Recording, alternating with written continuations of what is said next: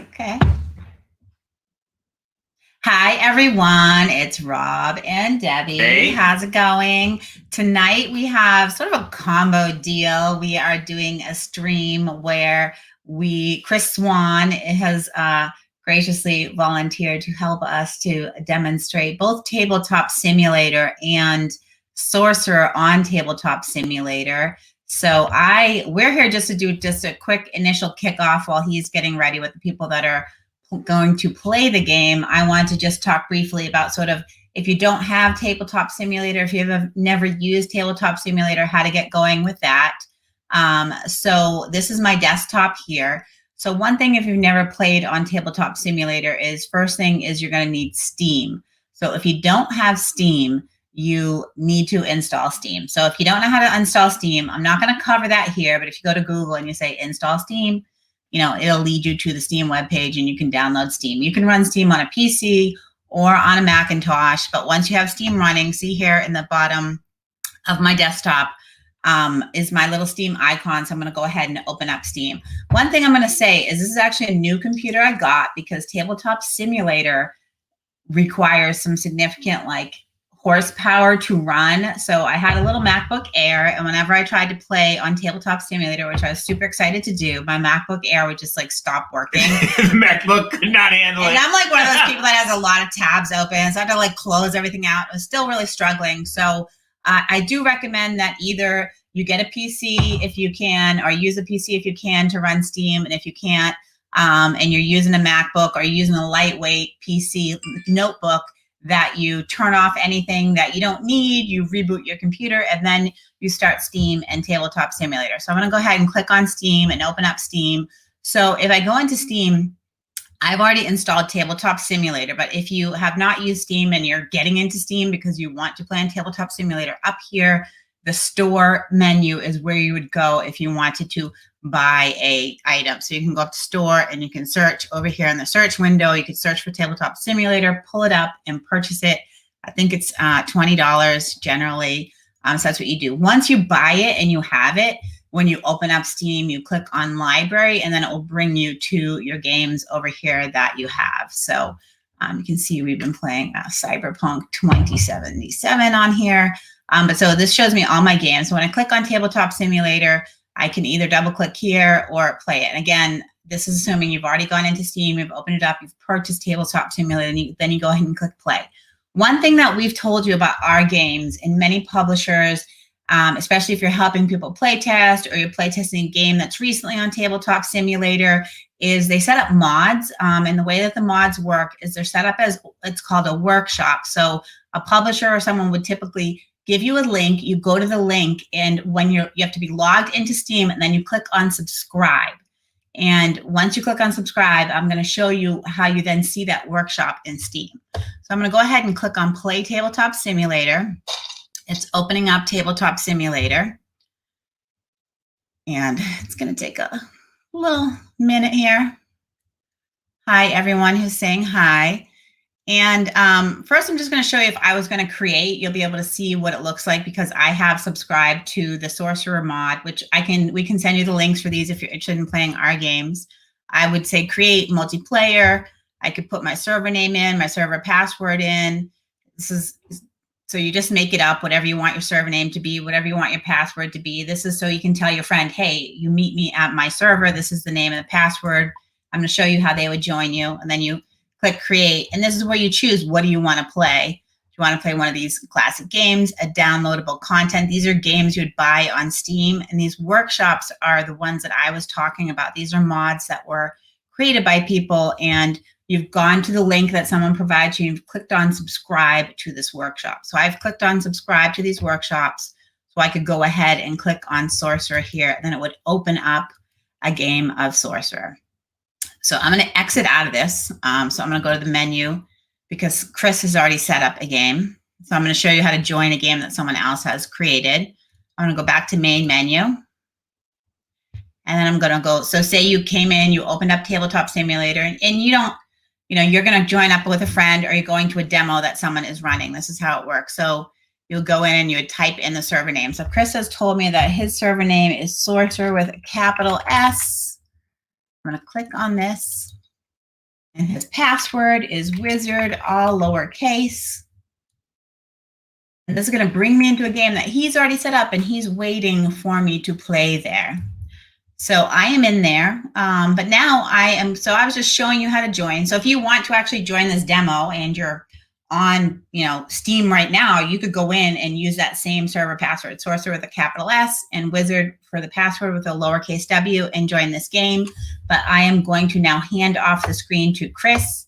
I'm adding Chris to the stream. Hello, Chris. Hi there. I'm going to remove my screen. I'm going to add his stream. He's in the same game, but he's driving. So have fun with Chris and enjoy the demo. Thanks for coming, everyone. Everybody. Thank you, Deb. And I may pipe in, Chris, with questions that come up. You'll see Absolutely. You can see the comments coming in. Okay. That you're not answering one, I might just pop in and mention it to them. Okay, that'll be great. Thank you for your help, and I'm glad to get started with explaining Sorcerer to everyone.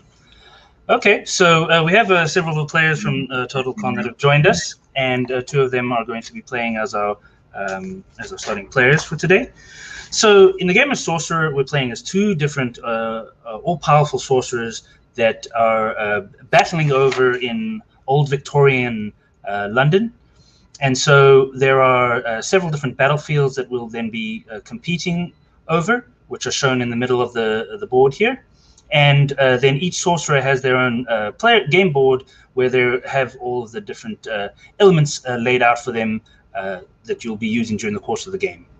So one of the really cool and interesting dynamics in this game is the fact that you're going to be playing from a deck of cards, but how you create that deck of cards is determined at the beginning of the game and is a combination of a variety of different separate decks.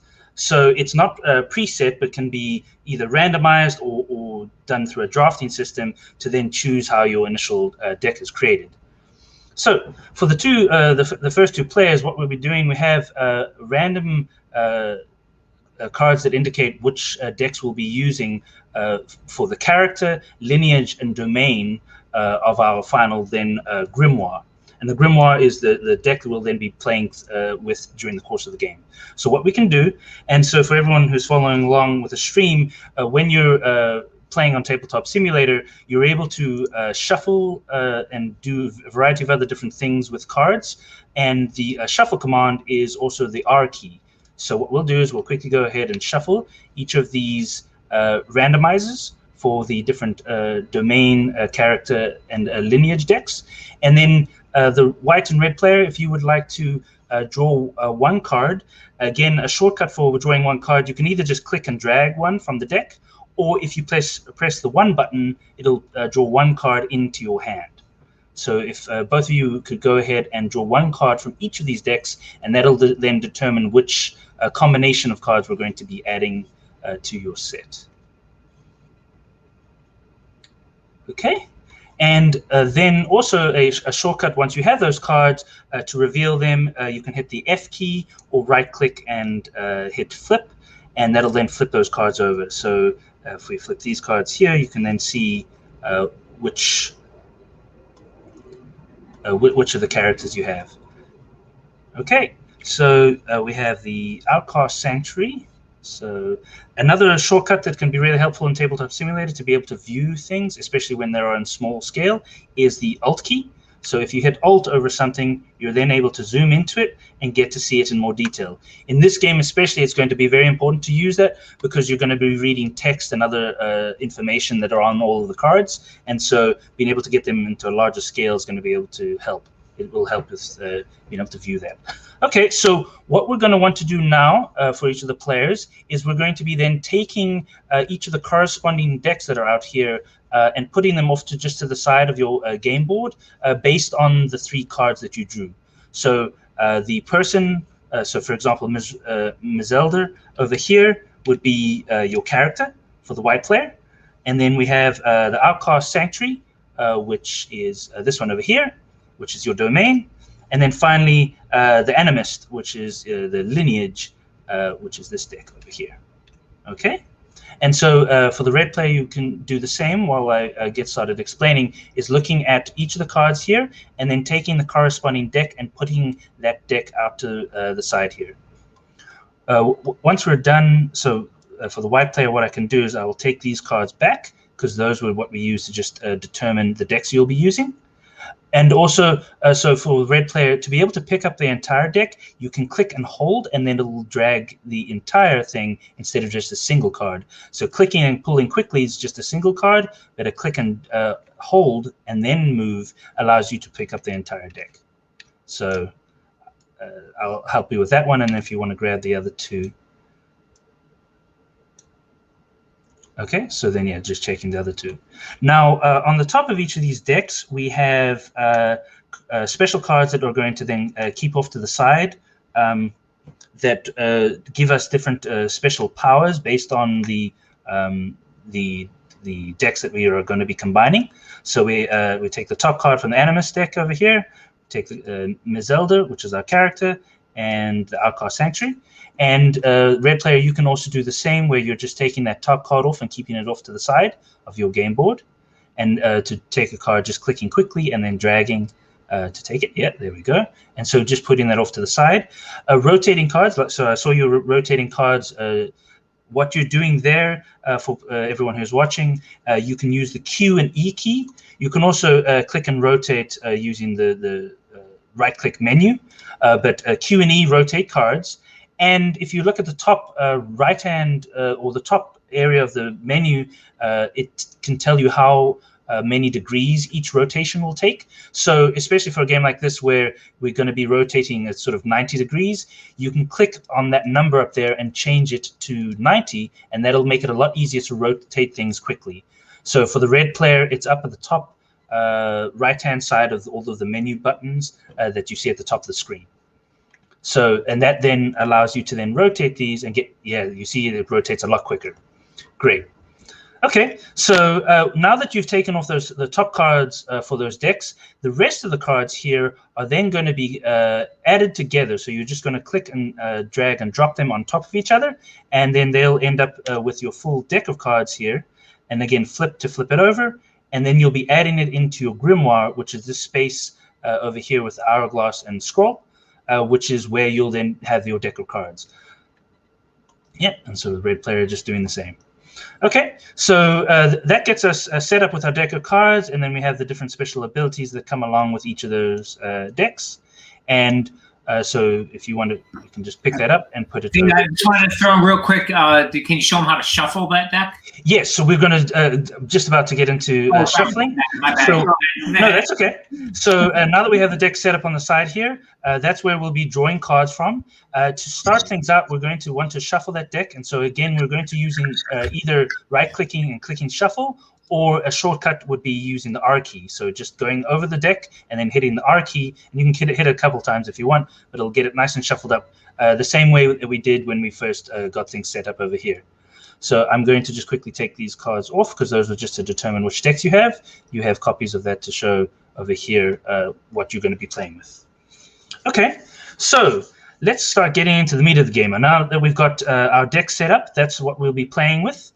So luckily, the game comes with these game boards that have a really good description of exactly how the flow of the game goes. And so again, the Alt key will allow you to zoom into that game board and see it expanded. So for the red and white player, that can get you started reading through what happens in a game round and kind of the flow of the game. And throughout the game, if you have any questions, you're welcome to ask me or refer directly to the game board, if you're not one to sort of reveal what you're planning or considering. So on this game board, we have the explanation of what's going to happen during the course of the game. We've got our deck set up. We have a couple of different other steps that we also need to do with setup, which I'm going to quickly refer to the rules to make sure that I get them right. So we have the battlefields already set up for us in the middle here. So these are the 3 battlefields where we'll be competing during the course of the game.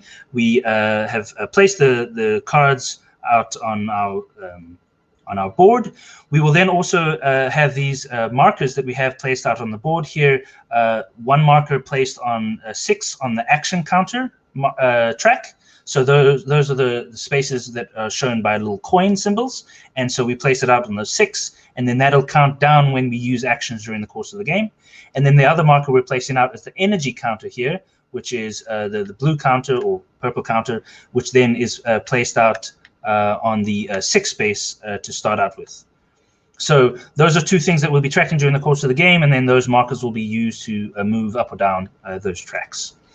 The other things that we have laid out here in front of us is we have Omen and Damage tokens.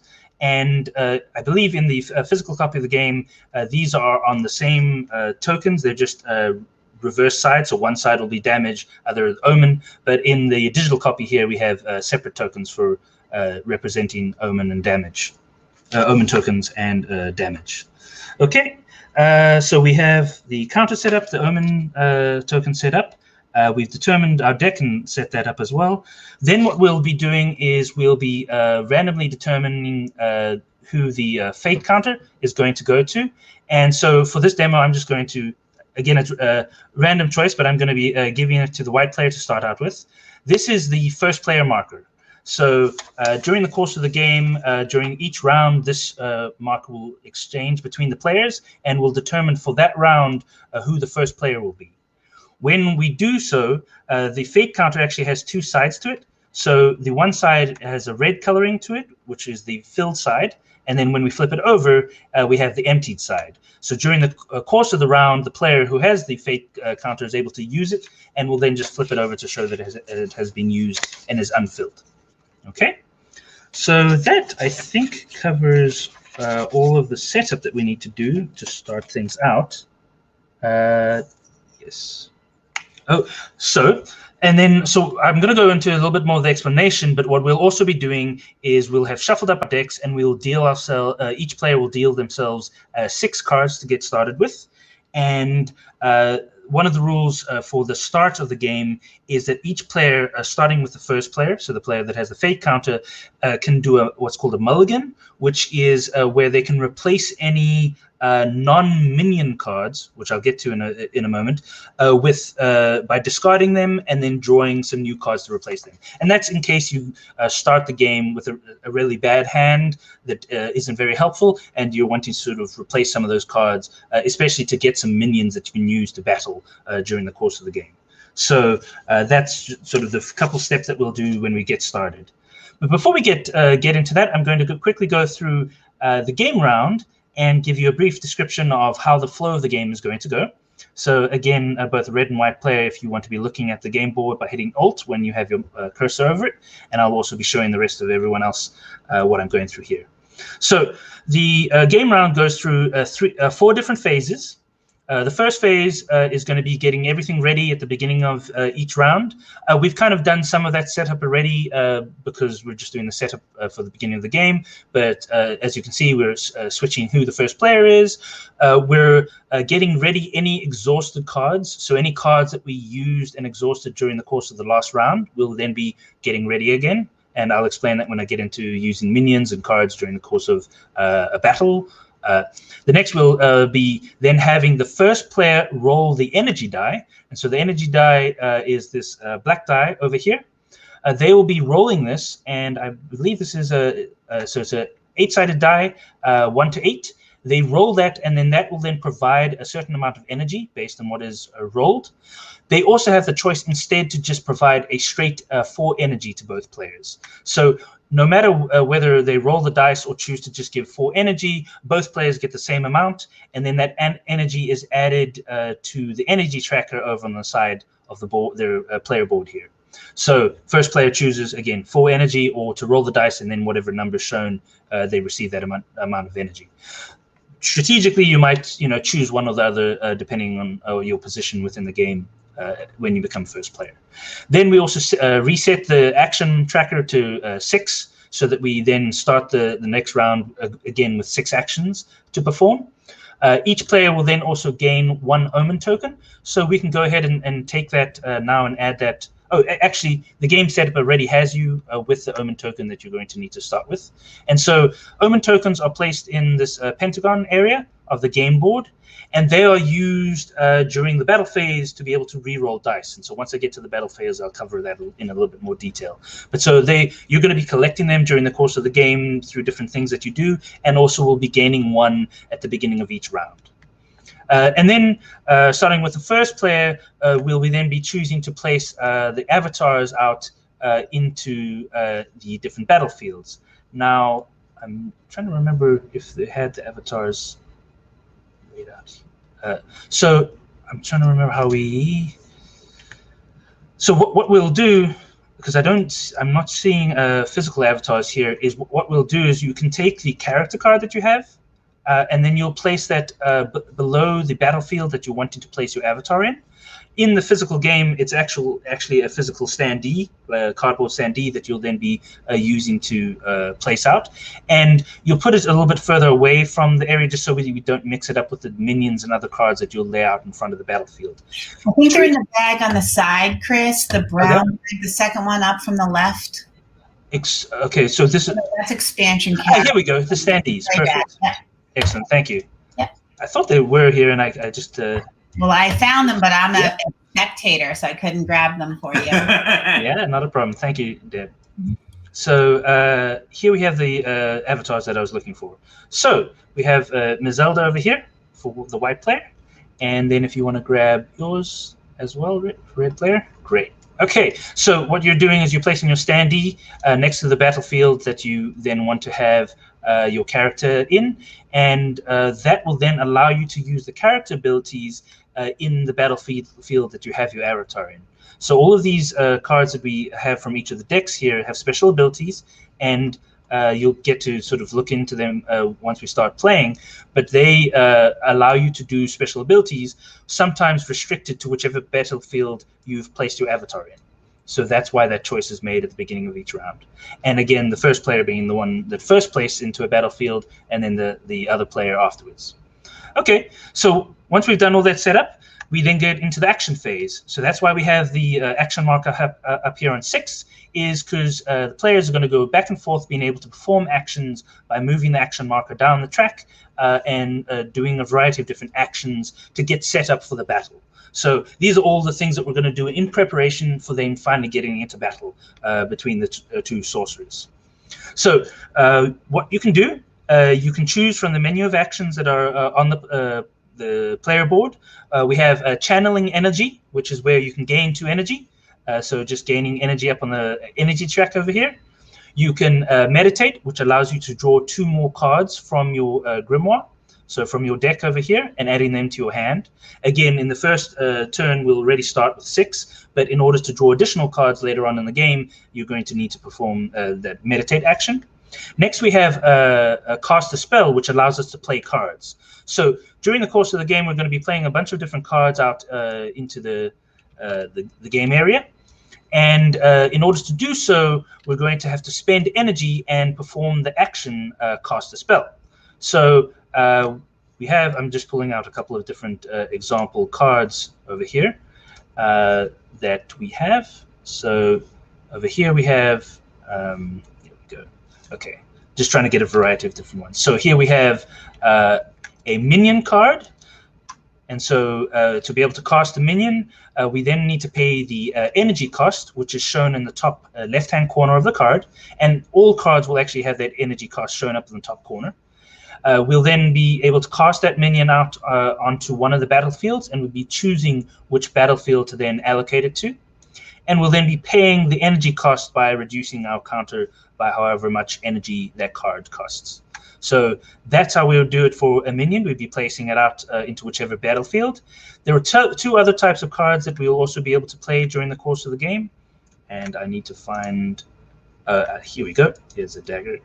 So the other 2 cards, so we have minions, which will be our main means of battling our opponent on each of the battlefields. The other cards we have attachments, or attachments, which we are then going to be able to add on to minions that we already have placed out on the different battlefields. Again, they cost their cost is shown up in the top corner, and then they are added in underneath whichever minion they are attached to. Now, in Tabletop Simulator, it is possible that accidentally the cards snap over each other. So what you need to do is just make sure that there's enough space to separate them. so that they then are able to show both. And again, the Alt key to be able to highlight when you're wanting to review exactly what cards are out on the board. So attachments we add on to minions, and then they give them additional benefits, which I'll go into once I get into the battle and describing what the minions, how we do battle and all the other parts of the card. And finally, we have sorceries, or sorcery, which are cards that we play and are then a instantaneous benefit, and then are placed into our graveyard. So and placed directly, discarded directly into the graveyard once we perform the abilities of the sorcery. Now, so the graveyard is your discard pile that is here above the grimoire, and so where we will be then discarding cards, sorceries straight away when we play them, and minions and attachments whenever they are defeated within a battle and are returned here, or returned here for any other reason from cards that have been played to remove them from, destroy them and remove them from the battlefields. Okay. So that's what we're going to be doing with casting the spell. Next, we have Activated Power. So a bunch of different cards are going to have abilities shown on them, and whenever the ability has the keyword action at the beginning of the description of the ability, that means that we are able to use that as an action during the action phase. So, for example, here, Mizelda here is the character, which has an ability linked to the avatar, and on the card itself, it has the keyword action describing the fact that it can be formed as an action during the action phase. It also has another symbol that you'll see frequently on several cards during the course of the game, which is two swords that are crossing. This symbol is explained here at the bottom of the glossary within the player board, and it says whenever you're using that effect, it is within a specific battlefield. So, for example, here with Mizelda, it means that her action ability is performed in the battlefield in which she has been placed. That is also the case, can be the case with some minions or attachments when they are placed out in a specific battlefield and they have that little double sword, crossed sword symbol. It means that then that is specific to that battlefield and not doesn't affect anything but what is happening in that battlefield. So that's an important concept to understand when playing the game. Okay, so that's the Activated Power action. Again, each of these actions, when we're doing them, we're just moving down our action marker by one space, and then the next player is then getting to perform their action, their following action. And the final one we have is Reinforce. So during the course of the game, we might find that we're wanting to rearrange and move minions from one battlefield to the next, depending on the flow and how things, what things happen during the course of the battle. So in order to do so, we can use the action Reinforce to move minions to adjacent battlefields. So most of the minions are going to be moving in that way, where they can be moved to any adjacent battlefield. But for example, if this minion started out here on the left, that the minion would not be able to move all the way across to the right-hand side, but instead would only be able to move one battlefield adjacent to where it is currently located. There is an exception to this, which are flying minions, and they will have a symbol up in the top left-hand corner just below their energy cost that explains the fact that they are flying minions, and therefore they can be when they do the Reinforce action, can move to any battlefield out on the board instead of being restricted to moving to adjacent battlefields. So, so that covers. So, and Reinforce also gives you an option. So you might want to just be moving a single minion from one battlefield to the next, but you could also instead, and let's say this card over here, instead of it being an attachment was another minion, you can instead swap two minions from adjacent battlefields. So instead of just moving one minion to the next battlefield, you could swap places. Now, it has to be a direct swap, so it'd be one-to-one, swapping one from one battlefield to the other battlefield, and the same for the minion that it's replacing, or just moving one minion to an adjacent battlefield. Okay. Any questions from the players that are playing for what I've explained so far? Because I have been moving relatively quickly for our viewers. Okay, so moving on to the battle phase, which is really the meat of the game. I mean, action phase is going to get you all set up, but a battle is where we're really going to get some of the tension and excitement that comes from what we've set up during the course of the round. So in the battle phase, we'll have completed, both players will have used up all of their actions, and so their action mark will be at the bottom, and that'll then trigger the end of the action phase, and we'll move on to the battle phase. Now, the battle phase works through from left to right from the perspective of the first player. So whichever player has the fate counter, we're going to be starting, the first battle will start in the battlefield on their left-hand side. So for this example here, we have the white player, so we'll be starting over here in Old London, and then we'll move to the middle, and then finally to the right-hand side. But on the turn of the opposing player, we will instead start over here in Whitechapel and move across in the opposite direction. So that'll alternate each round depending on who has the fate counter and is the first player. So we'll then be resolving battle in each battlefield, and once we've completed the resolving everything in one battlefield, then moving on to the next. So how the game is won is by being able to successfully defeat your opponent in 2 of the 3 battlefields. So in the game, we as players don't directly have any sort of life points or anything of that sort, but instead our ability, our strength in the game is tracked on each of the battlefields. So if you look out here on the battlefield, we have a little red marker which is placed up here on 12 for each of the players, and that is the case for all 3 of the battlefields.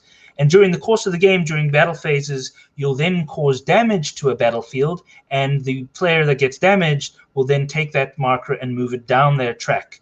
And once it moves off of the track, and so they end up with 0 in that battlefield, the player who still has some power still in that battlefield will then become the victor of that, and we will then flip over the battlefield, and they will then keep their marker on it to show the fact that they successfully defeated their opponent in that battlefield. The game will then continue until one player has successfully won over 2 of the battlefields. Okay? So that's what we're going to be trying to achieve during the battle phase, and how we're going to do that, for the most part, is going to be through using the minions that we've laid out during our action phase.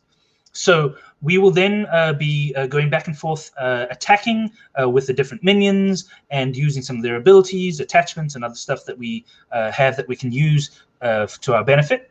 And the order in which that happens is described out here under the battle phase section of the game, of the player board, and it talks about the fact that the starting player will be attacking first in the centers in the center battlefield, but for the flanking battlefields, the opponent will instead be the one starting their attack on each of those battlefields. So again, starting the first player being the one that has the fate counter will be starting here, and then the opponent being the one that starts their attack on each of these. And then what will happen is that each player will be choosing a minion that they will be attacking with, and will be exhausting that minion. So to exhaust a card, we'll be then rotating it 90 degrees from the vertical, so that we show that then it has been exhausted, and then we'll be looking to see how many battle dice we'll then be using. I just want to check that I am using the correct term that the rules. Yes, we'll be choosing determining how many battle dice we'll then be rolling, and then doing allocating damage and everything else that happens in the battle phase. So once we start that, you'll see in the player board, we exhaust one of the minions to declare an attack. We are then going to resolve any applicable tactics that minion might have. So some minions will have special abilities that are referred to as tactics, and tactics occur at the moment at which a minion is declared that it is attacking. And there are also some special abilities on the deck cards here that can also be tactics that can be used at certain times during the game, and can also be used during that period. So tactics are performed first, and then we'll move on to generating damage and then allocating damage. So we resolve all of the tactics for that minion, and if there are multiple, in whatever order the player chooses. And then we move on to rolling battle dice. So the main thing that you'll be looking at with both your minions and your attachments are the numbers shown on the left-hand side on the lower part of the card. So if the red and white player, I'm zooming into this for everyone else who's watching, but if you want to zoom into this soul shadow over here, you'll see that on the card there is a red number in a circle, and that is the attack value for that minion. So that is the number of battle dice that that minion will use when attacking. So in this case, 2 battle dice.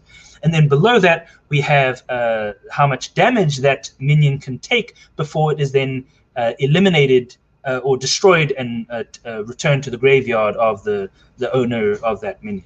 So when we're doing the battle, that's how we're going to be determining how many battle dice the player is using for that attack. This number can be modified by attachments. So if we look over here at the Dagger of Shadows, the Dagger of Shadows adds a +2, which is, again, the red circle with a +2 in it, to the number of battle dice. This can increase up to a total of 7 battle dice, which is what we have over here in the jar, in the cup over there. And so if you're over 7, that's still the total number of battle dice that will be rolled for an attack. But it can be modified by adding attachments to minions. Another important thing when I was discussing casting a spell, there is a limit on the number of minions a player can place out in a battlefield.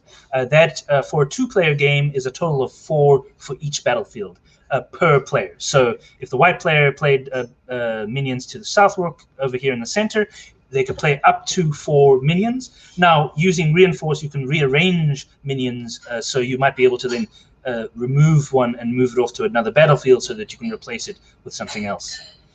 Okay, so we attack with the minion, exhausting it, and then rolling the battle dice. So the battle dice have a couple of different faces that are important to understand. Again, to roll dice, we are using the R button, the same way that we'd be shuffling decks of cards for everyone who's watching. And so what we'll be doing is we'll have the player who's attacking roll however many battle dice are required for that minion. Then, based on the roll that has been laid before them, they will then have an opportunity to choose to try and re-roll some of those dice if the result that they get isn't quite what they're needing or wanting. How we go about re-rolling is we either are using up Omen tokens or choosing to flip over the fate counter. So, and the fate counter, again, only the first player being the one that has that during that round. So Omen tokens allow you to re-roll any single dice and get a new result. The fate counter, on the other hand, allows you to re-roll all battle dice. So it basically resets all the dice that were rolled during that attack. And when that happens, you have to roll all the dice. So it's an all or nothing choice. You can't sort of pick and choose. The Omen tokens, on the other hand, let you do that individually. And what's going to happen is that we're going to actually be going back and forth between the attacking player and the defending player. The attacking player choosing which dice to re-roll, and then the defending player being able to respond and spend Omen tokens to also re-roll. And then going back and forth until both players have chosen not to spend any more Omen tokens or do any more re-rolls, and then that being the final result of that roll. Once we get to that final result, then we'll be able to check a couple of the dice result faces to see what results we got. So what I'm going to quickly do here is set our dice up to show you the there's actually 4 different faces that are possible on each of the dice. So the easiest face to understand here is the single damage face, which just has a single skull showing on it. So that is just 1 damage, which is going to be allocated by the defending player. So when you're just causing a direct damage, the defending player will choose where they want to allocate that damage. And why that's important is that the player might have a couple of minions on their battlefield, and they can then choose which minions are going to receive that damage, or even choose to maybe have that damage allocated out onto the battlefield itself, where we would then moving their marker down on that battlefield. And so again, general damage would be then allocated by the defending player. And then if we move over to here to this phase here, we have a double damage. So this is where 2 damage is then allocated, but again by the defending player. And then the final type of dice we have is this one with the pentagram on it, which is a critical hit. And so how the critical hit works is that instead the attacking player is going to be the one allocating that damage. And it would be a single damage if the defending player has minions in that battlefield at the beginning of that battle phase. So if they already had minions out there, even if those minions during other rounds of combat were defeated, but they had those minions at the beginning of the round, it means they had opposition. And so then the critical hit would be counting as a 1.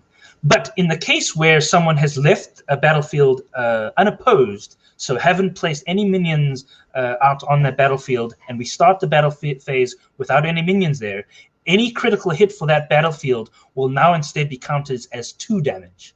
And so we'll need to keep track and make sure when we get to that phase that we're then allocating that damage correctly. And again, critical hits being allocated by the attacking player. And then finally, the other side of dice that we have is the blank side, which we have 2 blank sides and 2 1 damage sides. Okay. Any questions on the attacking and battle phase right now from the players? Okay. So let me quickly check. So then what we'll do, we just evaluate. I've just explained that, where we're allocating the critical hits by the attacker and defender allocating the rest of the damage, how they choose. Now, if any of the minions receive damage, they were going to place damage tokens out on them. And then if they have enough damage tokens to equal to or greater to their defensive value at the bottom there, they'll then considered destroyed and will then be returned to the graveyard of the player whose deck they belong to. Damage tokens, once placed on a minion, remain there from round to round. There are some abilities from some of the decks to be able to heal, and heal then allows you to take some of those damage tokens off of minions, but otherwise they stay on there until there are enough to then destroy that minion. Damage that is directly applied to the battlefield instead is allocated by reducing the marker on this track on the battlefield.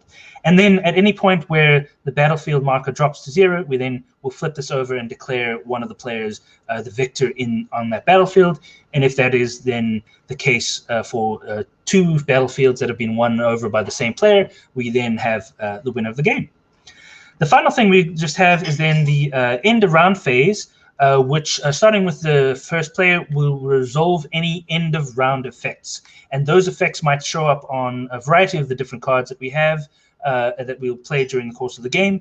So then any card that refers to end of round is referring to that phase where we then resolve those things. And again, in most things in this game, it's normally the first player, whoever has the fate counter, will be resolving first, will resolve any effects in whichever order they choose if there are multiple, and then the defending player, or not defending player, the other player who's not star player, then resolving their effects as well.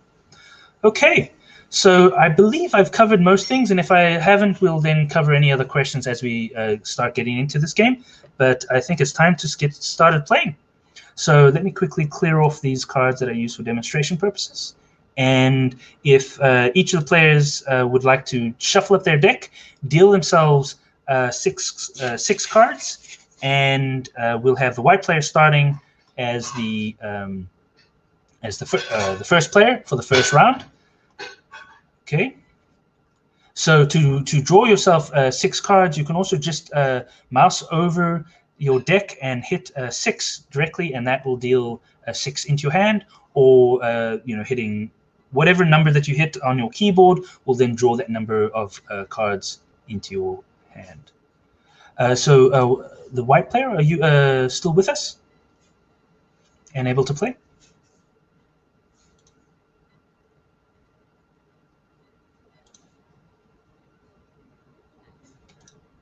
Okay, so what I'm needing for you to do is if you could draw 6 cards from your deck to start your hand out, and then we'll get into playing. So what you can do is you hit 6 while over the deck, and that'll then deal that number of cards into your hand.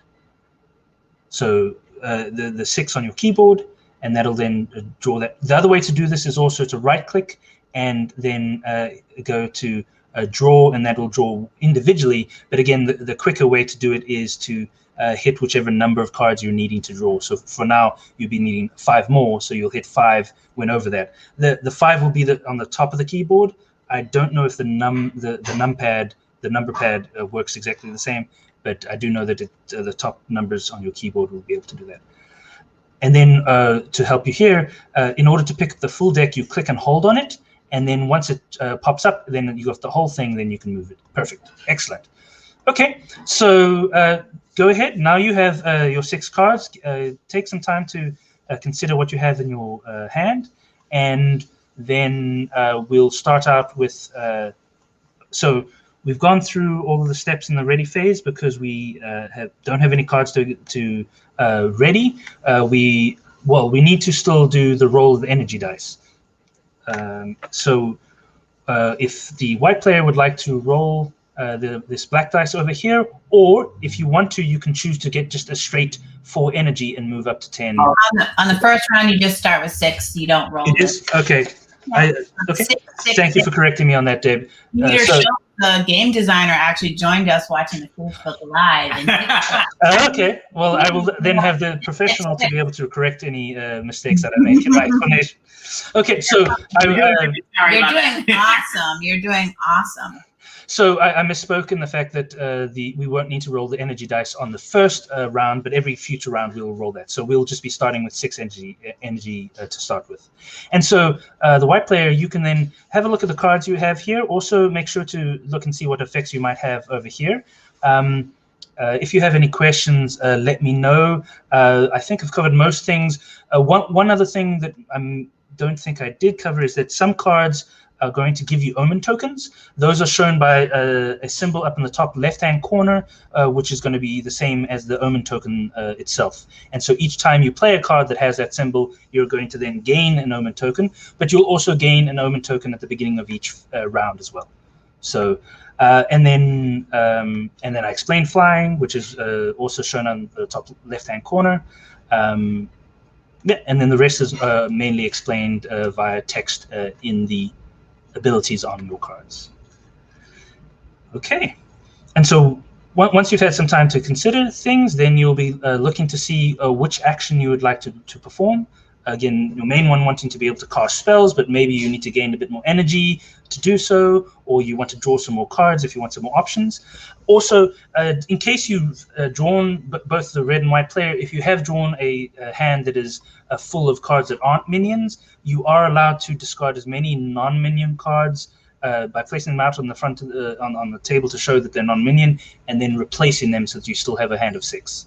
But if you're happy with what you have, we can get started.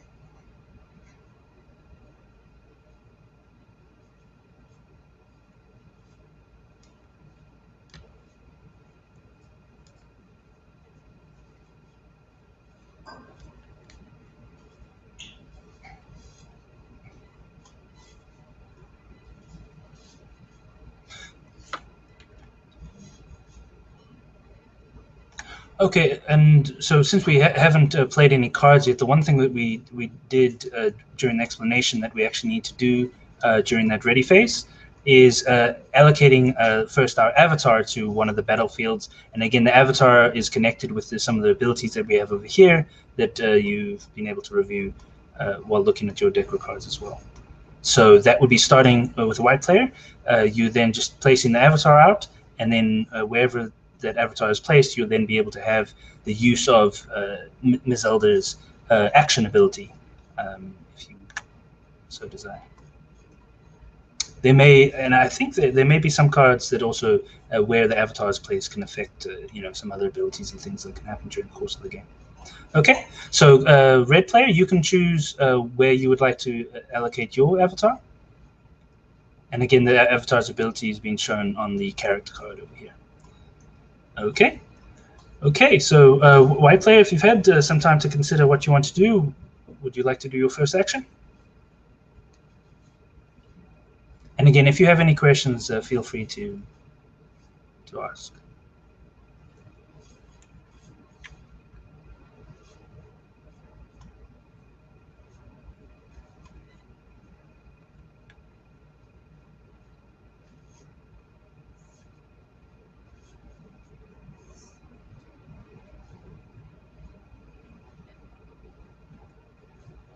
So each of the actions in the action phase, all you need to do is just spend an action. So that means moving the action counter down one space, and then you'll be able to just perform one of those choices. So you're making a choice between those 5 different options, and just moving your action marker down and then performing that.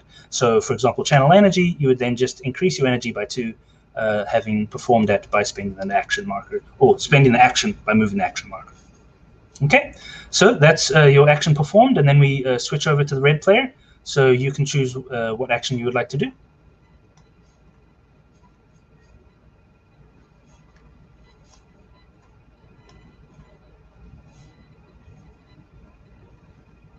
And that's why I say using the Alt key to be able to zoom into these player boards is really helpful.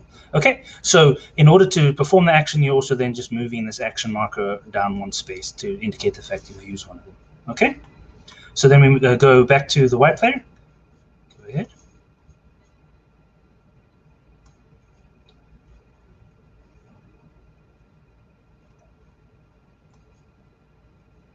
And for everyone who's watching, red just chose to add 2 energy as well, using the channel energy action.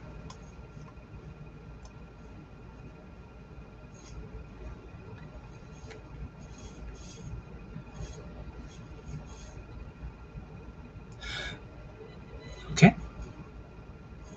And because Tabletop Simulator can sometimes be fiddly, if there's anything you need me to do as players, just let me know. I'm more than happy to help out.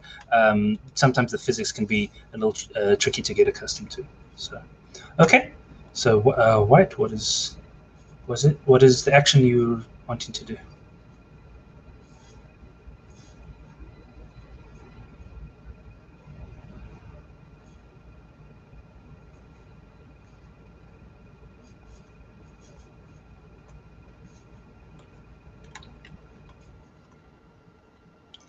Okay, so we're adding a minion out onto the old London battlefield. Okay, so that minion costs 3 energy. So then you'll just decrease your counter from 8 down to 5 over here. And so then you've placed that out. And then, so the minion has a when destroyed ability shown on it. So it doesn't cause any effect immediately, but then has that effect occur upon being receiving enough damage to destroy it and return it to the graveyard. Okay, so red, your turn. Okay. Okay, so also placing a minion out. So that minion costing 3, and you're then also going to be moving down your action marker by 1 to show that you performed an action. So yeah, to 5, and then down by 1. And then the dread white over here is a flying creature, which is shown by the yellow wing symbol up in the top left-hand corner. So when reinforcing, you're able to then place it in any other battlefield, not just adjacent battlefields. So it's a little bit more mobile in terms of being able to relocate it. Also, you have a when played ability. So we would then be doing that right now because it's just being played into that battlefield. And so you may weaken a non-legend enemy minion any number of times. So the weaken ability or the weaken keyword, talks about causing damage to a minion, and but doing enough damage where the minion is not destroyed, but is added damage markers to it. Sometimes that can be a fixed amount. In this case, I believe the correct way to play this would be that you would be adding as many number of damage tokens that are enough to not destroy the opposing minion. So red, you then be choosing how many times you want to weaken, and again, weaken is by placing a damage token onto a minion.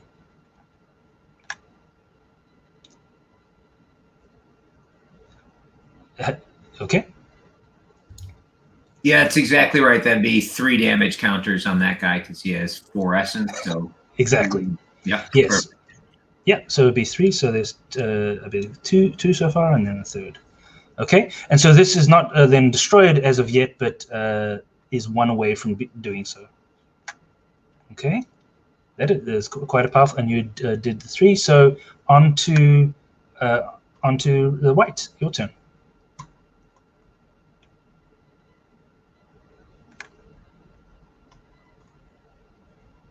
Okay, gaining two energy. Great.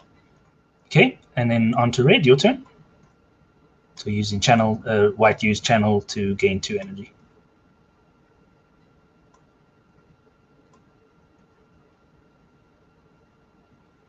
Okay, so red using the ability to called meditate, which allows you to draw 2 more cards so that you have some more options to choose from. Okay, and white, your turn.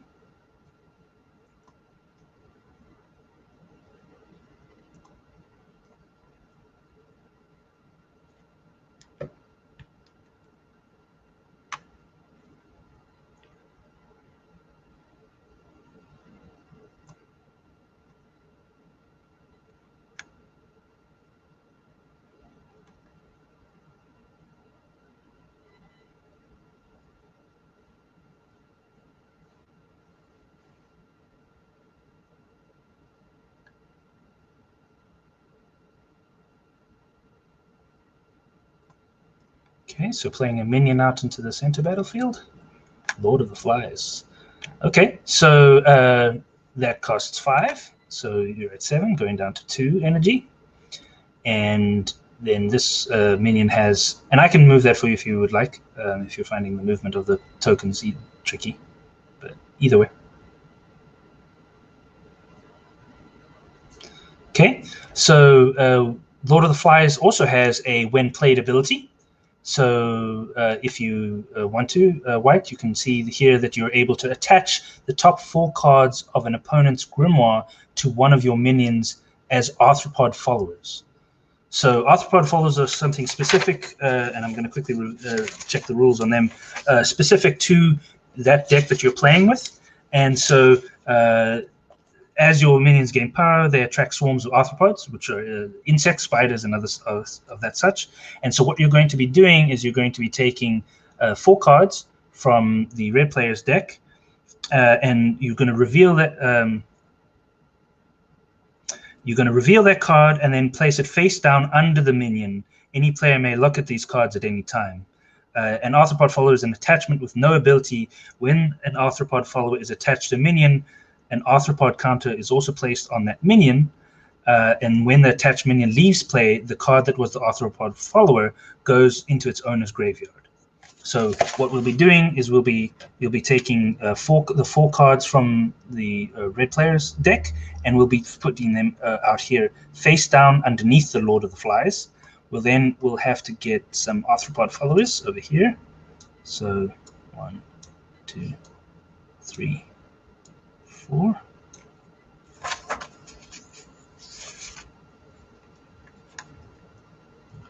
And so what's going to happen with the arthropod followers is these are going to add a +1 attack for each that is shown on the Lord of the Flies. So it will add then a +4 out onto. And again, some of these special abilities and functions are unique to each of the deck types. So we have, so this is playing the Animist which lineage, which is to do with sort of the snakes and creatures and such. Yeah, and that we can just put off to the side there. Yeah, the 4 underneath. We also have then we have the sort of blood pool with the vampire, the keepers of progeny lineage, the hellfire cult, which is more sort of like with demons, and then the followers of a seer, which is with sort of the necromancers. Okay, so so we've done everything for that. So it's now Red's turn, and so again the arthropod counters being counting as a +1 for each counter that's on the Lord of the Flies. So right now Lord of the Flies being a total of 5, the 1 from the attack, and then 5 more from the counters.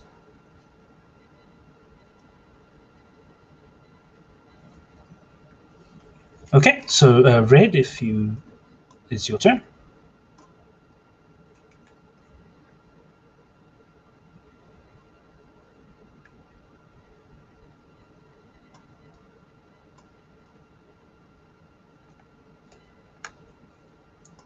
Okay, so placing out another minion, which costs 4, and then this minion has an ability that triggers when destroyed. Okay, go ahead, White. So you have 2 more actions to play.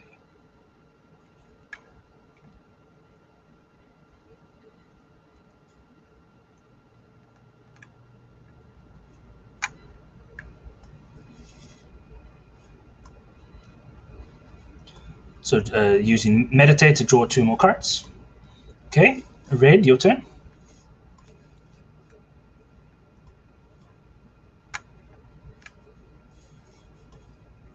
And since I was describing the lineage, Red is playing with the Necromancer lineage. So there's a lot of abilities that bring cards out of the graveyard and such with the varied abilities. Okay. Oh, and so Red having gained two energy for their action, and then final action for the White player for this round. Also gain 2 energy. Okay, and Red to finish us up.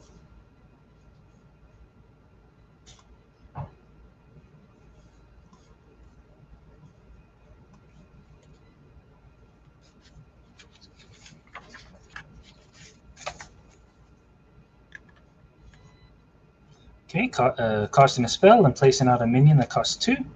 And then this minion also has an ability when played. So you may search your grimoire, which is your deck, for up to 3 cards and put them into your graveyard. And the reason being is because the Necromancer having the ability to pull things out of the graveyard, so maybe there are cards that are worth looking at. So now the easiest way I recommend that in Tabletop Simulator is if you right-click on the deck and then go through the right-click menu, you'll see there's a search ability. You can hit search, and then that'll show you all the cards you have out, and you can browse through that to be able to then pick a couple of cards out to then place out here in the graveyard face up. So cards that go out in the graveyard are placed face up. Any player can choose to look at cards that are in the graveyard of their opponents or of their own, so that's open information. And so you'd be then looking for 3 cards there, and then once we're done, you then shuffle it by hitting either the R key or right-clicking and hitting shuffle. Okay.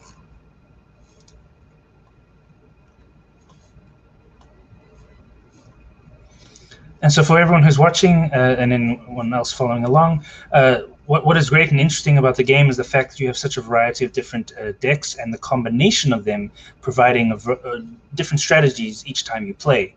So you really can be learning and trying to figure out ways of being able to play those decks because of the way each one having a unique manner in which they can be played and different advantages that come with that.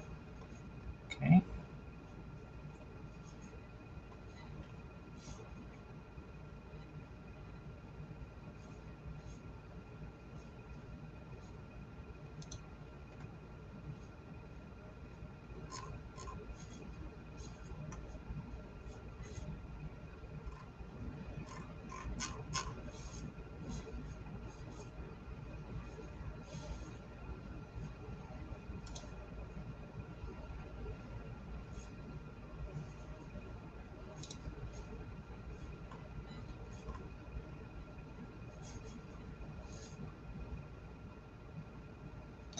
Okay. So red's chosen the three cards to add to the graveyard. So then you can close the search by hitting the little X on it. And that'll make it easier to be able to view things. And then to flip, it's just the F key. So then you'll hit F to flip that over, and it'll be face up. There we go. And then white, if you want to, you can always look through those three. Because red is playing as the Necromancer, there's a chance that some of those cards come out because of the buried abilities that the Necromancer has. But we can start moving on to the battle phase. Okay. So we are going to be starting, since white is the first player with the fate counter, we're going to be starting over here in Old London, and the first attacking player will be red. So you can choose to attack if you want with your dread right, and we'll then get into what happens with a battle. So if you choose to attack, you're then going to be exhausting that minion that you declare their attack with by rotating it with the E key to rotate it 90 degrees. And again, 90 degrees being able to be set up here in the top corner. For those who join the stream later on, you can then set exactly how many degrees you want to rotate each time you do rotation. So now that we've had the attack performed, we're going to then go and see if there are any tactics that are either assigned to that minion, either via an attachment or the minion itself, or there might be a possibility of using something from your skills that you have from your deck. If you don't have any tactics that need to be performed, then what you'll be doing is you'll be going and grabbing the number of dice equal to the attack value of that minion. So the dread white has an attack of 3, so it would be then 3 dice, and you just place them out in front of you there.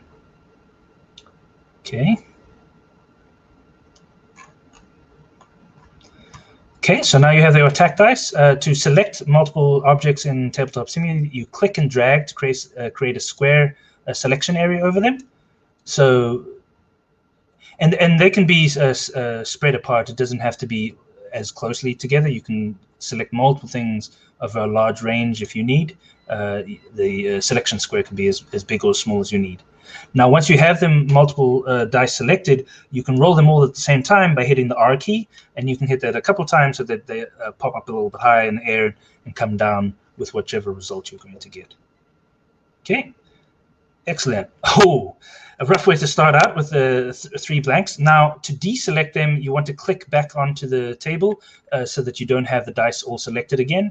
Now, what's going to happen is the red player, you're going to be able to now, if you want to, spend Omen tokens to re-roll dice. Omens, knowing the fact that your opponent can also choose to spend Omen tokens as well to re-roll your dice in response. Of course, Omen tokens and the fate counter are a limited supply, and you'll be using them throughout the several different attacks and battles that we'll be doing during this battle phase.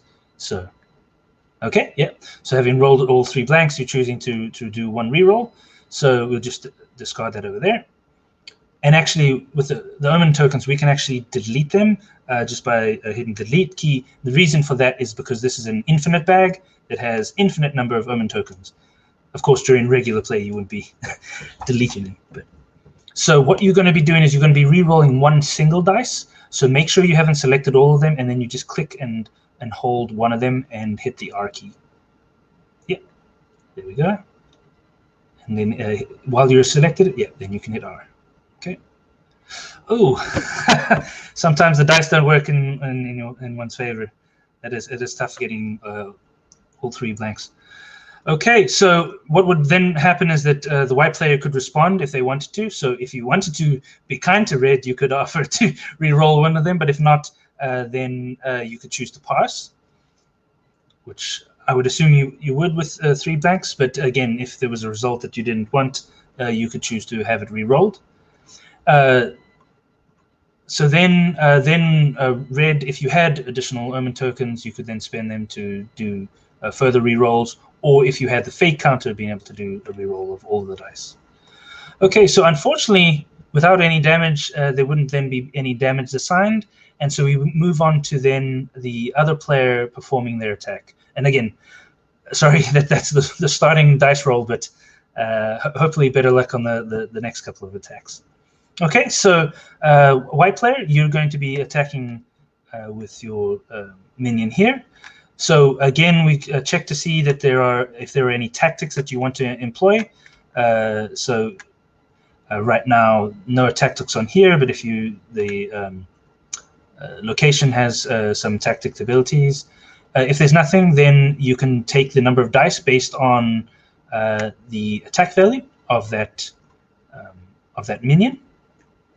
And so you would then take 2 for the Oberon's Emissary.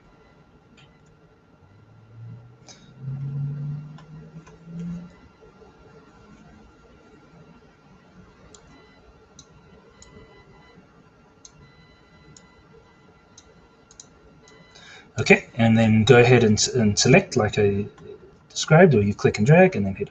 Yeah, perfect. Okay, so 2 critical hits, which that's a very tough turn of luck on both sides. So then you can choose if you want to re-roll. Now the critical hits will count as 1 damage each because red did have opposition when we started the battle phase. So they're worth 1 damage each. If you wanted to reroll, you could try to getting 2 damage. The one benefit you have with the critical hits is that you, as the attacking player, will allocate them. It won't be the defending player who allocates them. Okay, so if you choosing to pass, just let me know, or you can just check your hand if you.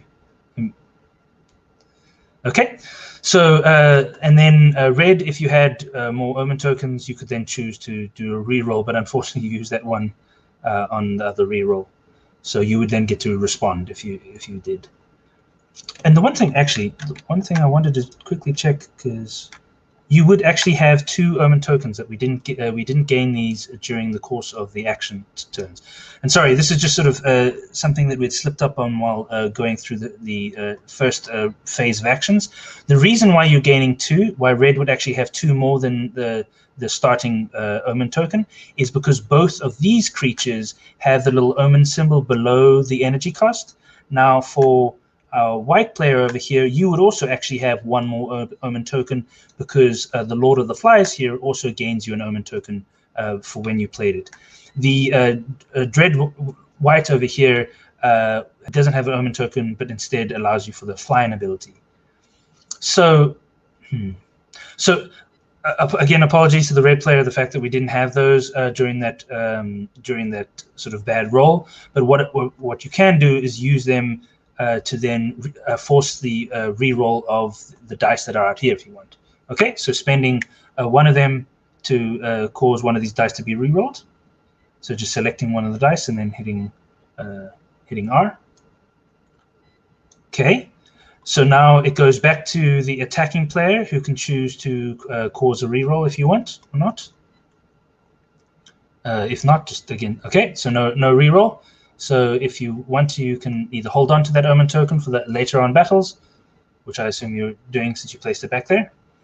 And again, since I'm not hearing either of you, just sort of shaking when you're passing will make this move quicker on.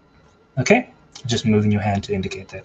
Okay, so this is then the final damage, which are then assigned. So we first assign critical hits. So white player, you can choose to either cause 1 damage to the battlefield or to the opposing minion. If there were multiple minions, you could choose which one. So go ahead and either take a damage token and add it here, or move the damage marker down 1 for your opponent.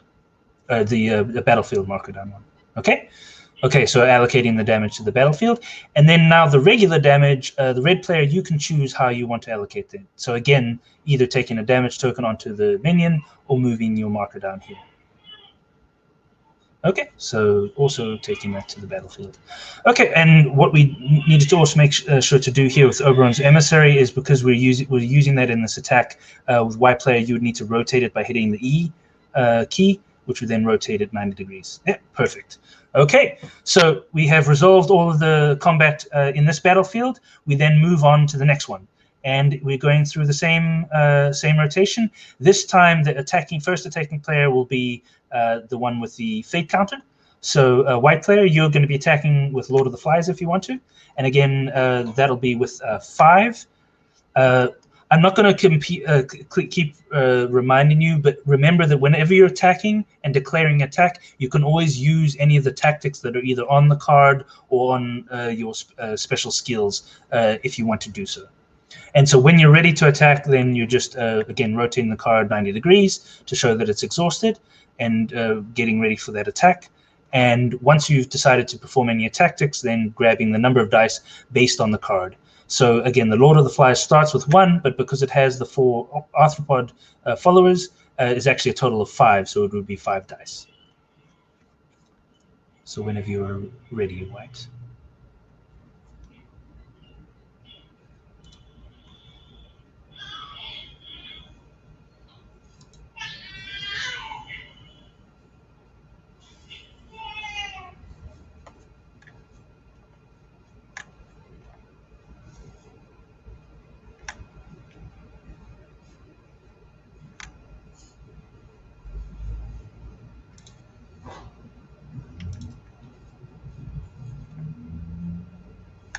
Okay, so the Mezelda action ability is a power that is performed during the action phase. So for any card that has action keyword, what it's referring to is the fact that you would then be able to perform that during the action phase as the activate a power action.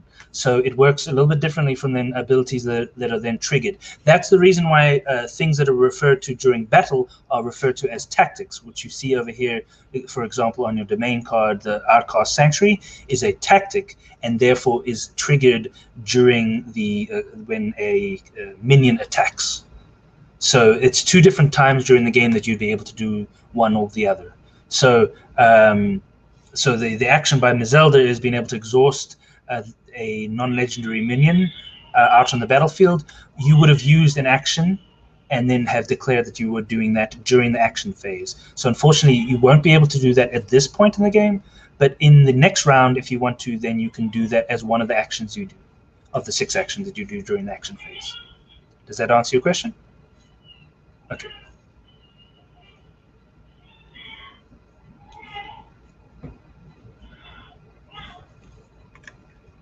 So the tactic card that you have on your domain, you can apply to one of your creatures when that one of your minions when that minion is attacking.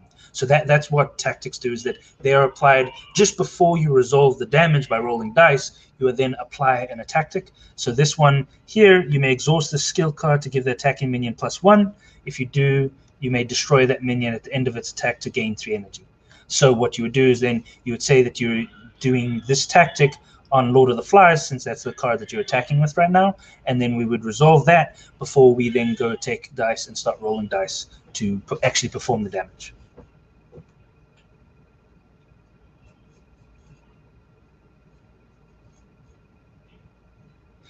Yeah, so the card you would keep down here, and then you would just you would explain that you're using it as a tactic in reference to this minion, and as the description says, you will exhaust it, so it will only be able to ever be used on 1 minion during 1 round. Again, it will be readied at the beginning of the next round, so you can then apply it to some other minion on the future battle, in the future battle phase. Okay, so we would just leave it down here. You would exhaust this and exhaust this to be able to then perform this tactic on that card, and then you would go in and do the regular combat as we did with the previous minions. Okay, so if you would like to do that, you can. Okay, and so a red player, you're understanding what's going on here, where we're then triggering the tactic that's shown on the domain card. You should also have a tactic here with your Haunted Forest, which you can then apply to different minions when they're attacking. And again, it exhausts both cards. Because we're attacking, so we exhaust the Lord of the Flies, and because we trigger that tactic, we exhaust this card. So now we go through and we go ahead and perform that tactic, so this minion is going to have a +1 during this attack, which means that now instead you're going to be gaining 5 dice. So we can go ahead and drag this. There are 7 dice here, and we'll just take 1 away. And then at the end of the attack, you're going to have the choice, if you want to destroy the Lord of the Flies, which means to return it to your graveyard, and then gain 3 energy over here. But it is a choice. It says if if you do this tactic on that, you can choose to do the destruction at the end of the minion. Okay. Okay, so I don't think you have any other tactics that you can apply to that minion. So then you would move on to rolling your dice, and then going back and forth and determining if you want to do any rerolls. Okay, so as the attacking player, white, you can then choose to do rerolls. And again, a reminder, because you have the fate counter, which is still full, you could do a complete reroll of all of the dice that you just rolled if you want to. And you can do that before or after. So you could do individual rerolls or wait to see what the other player is going to do and then do this later. The only warning I will give you is if you don't choose to do anything now and the defending player that also chooses to do nothing, that will then trigger any more rerolls being able to be done. So it's, you know, because you're passing, you're kind of at the mercy of the other player to either pass or not pass. Okay. So any... Okay, so doing a reroll.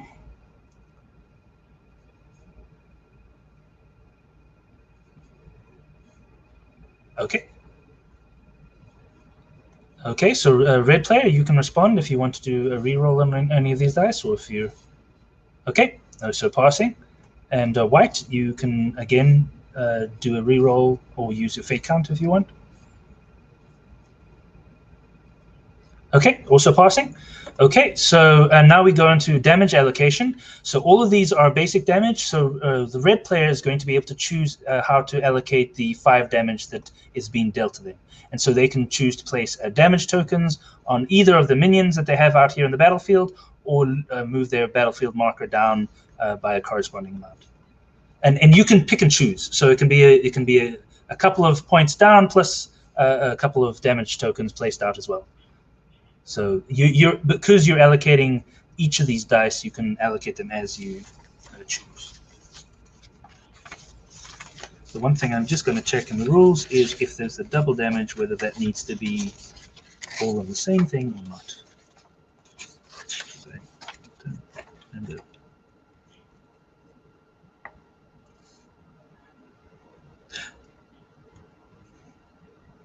Yeah, so each hit is allocated individually, so you can choose how to do so. Okay, so you've placed one damage token on Blazing Heretic, and then losing 2 over here, using 3. And was this a single token or multiple tokens? So you'll have, is it? Okay, so you'll need to place 1 more damage somewhere, because that is a total of 3 there, and then 1 here. Okay, so those are the 5 damage allocated. Okay, so now we move on to the defending player. So now, red, you have a choice because you have 2 minions. So you choose which minion you want to perform your attack with. We'll then just return these dice over here.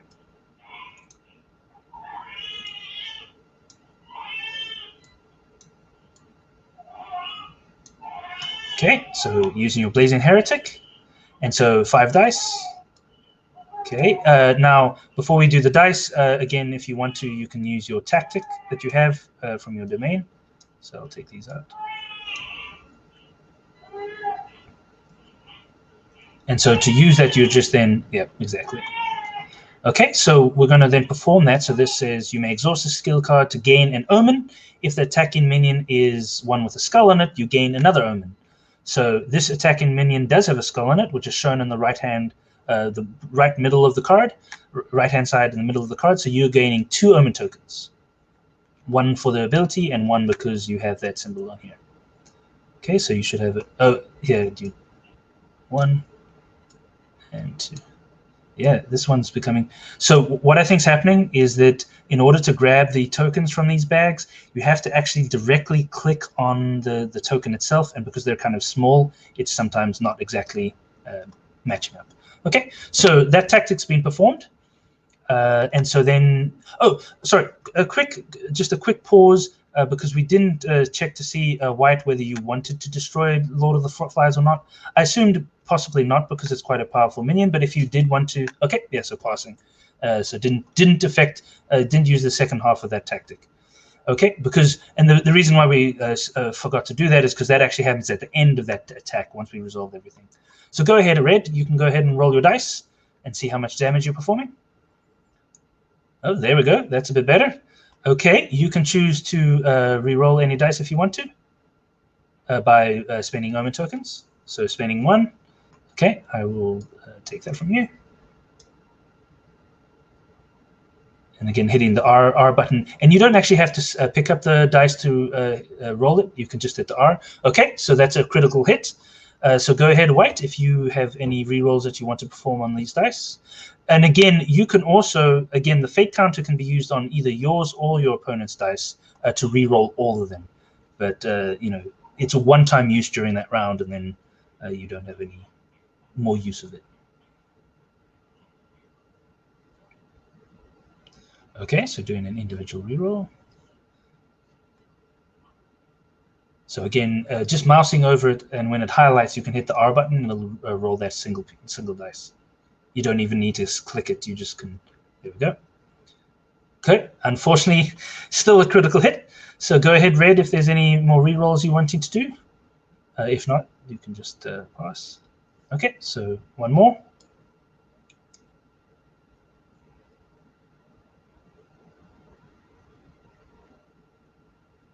There we go. Okay. White, your response if you want to use your fate counter or not. And you don't, again, all of this is optional, and you can always pass at any time. Okay, so White's passing. Red, if you want to do any rerolls, will pass. Okay, so Red, I believe, is also passing. So now we're going through and allocating the damage. So the attacking player allocates the 1 critical hit. Now, again, it's only a single point of damage because we did have an opposing minion on the other side of the battlefield at the beginning of the battle phase. So go ahead and Red, you can either allocate it to Lord of the Flies or take it off the battlefield itself.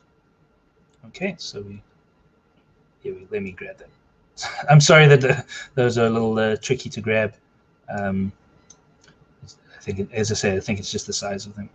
Okay, so that was the critical hit applied. Now, White, it's your choice to apply the 4 other hits that are going to then be applied either to Lord of the Flies or taken off of the battlefield. And again, Lord of the Flies being able to take up to 5 damage before being destroyed. So it's a total of 4 damage, and it can be a combination of damage tokens and stuff applied to that.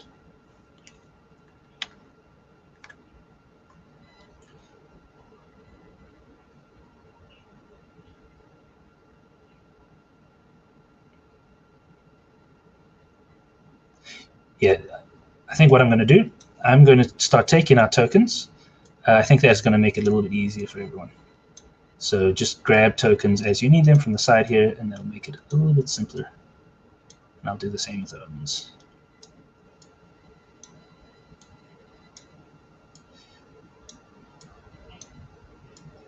This is what a lot of practice on Tabletop Simulator gets you to, but it does take a little bit of time to get used to. Okay, so allocated all of the damage from that attack. Then it would be the first player, again, being able to attack with any minions if they had any. But since there aren't any, it then switches back to the red player being able to attack with the council of 3. So we return these to over here, and then you can choose to attack if you wish.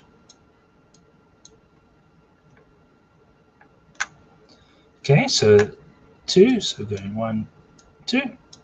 Again, if you had any tactics, you would apply them now, but this has already been used up, and I don't believe any other cards have those. So then you're rolling your dice to see the damage.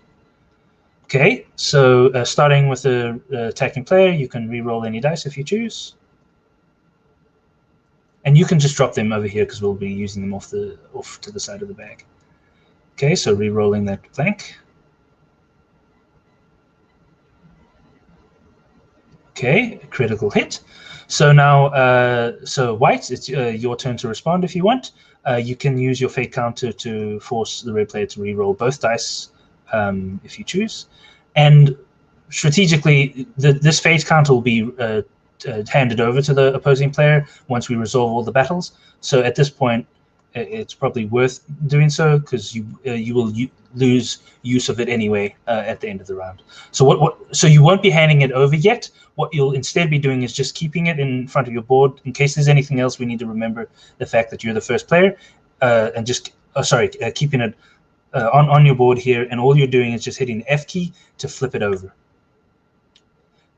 Not that it has to be here, but in terms of the way the game board's laid out, this is where sort of the fate counter is meant to sit. Okay, so that's been so what that's doing for red, and unfortunately you're going to then have to re-roll both of these dice to gain a new result because that was used. And again, the fate counter being a single time use during each round by whichever player currently has it. Okay, so that's then the new result. Then if you had any more Omen tokens red, you would be able to then use them again and respond with additional rerolls. But since everyone's run out of Omen tokens or the fate counter, this is the final result. So white, you have 2 damage that you then need to allocate either to the Lord of the Flies or to your battlefield marker.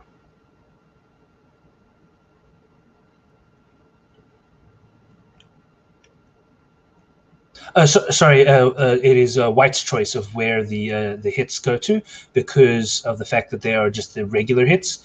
When it's critical hits, then red, you as the attacking player would be choosing where to place. So, okay. So instead, white took the damage to the battlefield instead of the minion. Okay, so that resolves all of the potential attacks that could be done. We would move on to the next battlefield, but there aren't any minions currently there.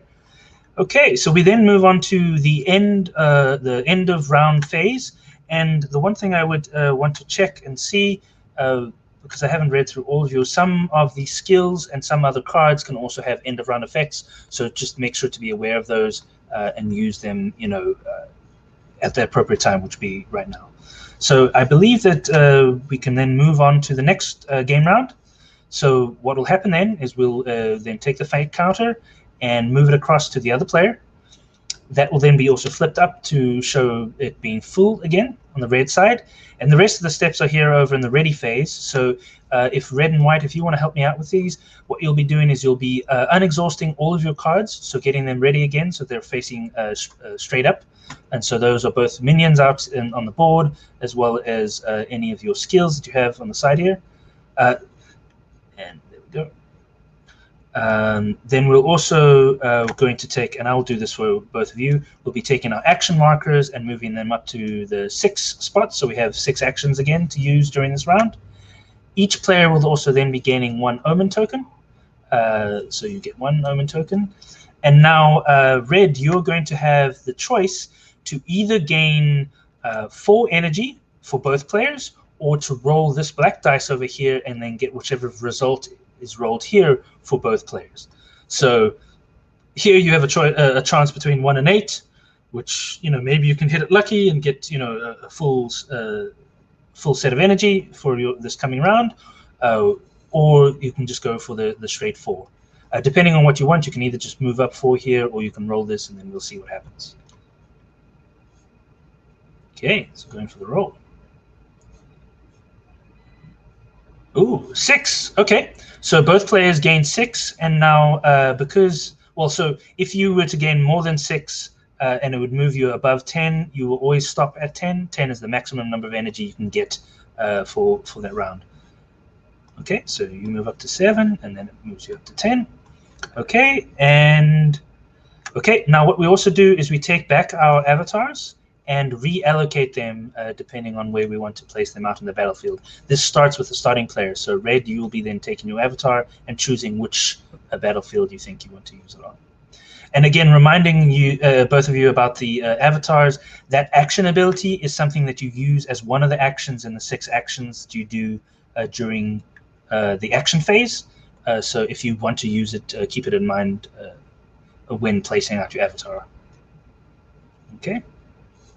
So white, it's your choice of where you want to place that avatar.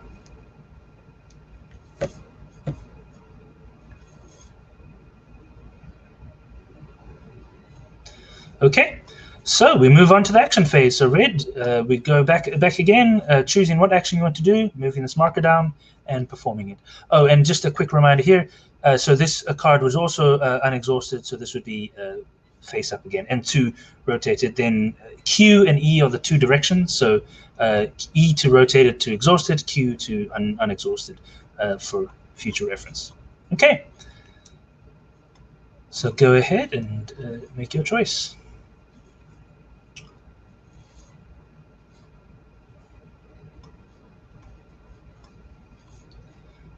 Okay, so using Meditate to draw 2 cards into their hand, so that's for red.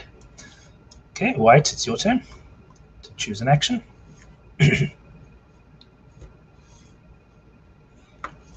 Okay, so using Mazelda, so that you still move your action marker down 1 space, which I just did. And so then this card allows you to exhaust a skill to exhaust a non-legend enemy minion with cost 4 or less. So what you'll see is on each of the cards, there will be, for some cards, there will be a legendary indication on them.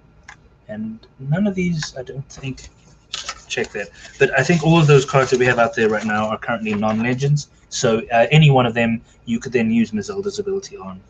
But let me quickly check. Legend.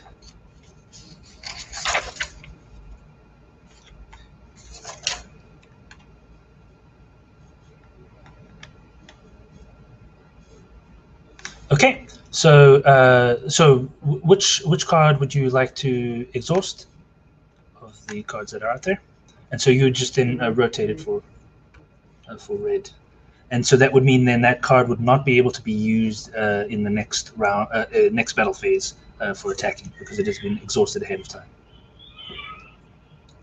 Okay, so that was white's action. So it's red back to you. I'm choosing what action you're going to perform.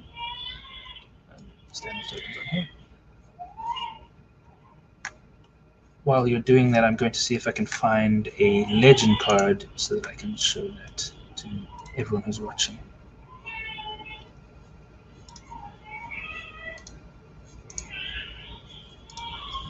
Okay, so red gaining power to be able to, gaining energy by using one of their actions.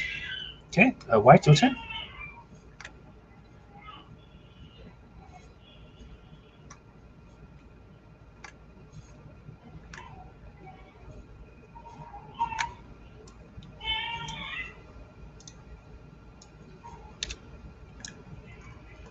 So for everyone who's watching, I've pulled out a card here, Osmodeus. It has a little skull symbol next to the name of the card itself, which then indicates that it is a legend card. And so some legends are oftentimes protected from certain types of abilities. Okay. So white, did you make a choice? I'm still deciding.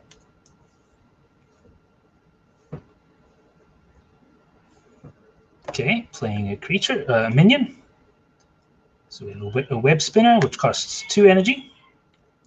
And when played, you'll get to perform its ability. So you get to pick a card from an opponent's graveyard and a card from yours, and you attach both among your minions as arthropod followers. So you currently don't have any, so you complete as much as possible of that ability. So you'll be taking one of these cards here.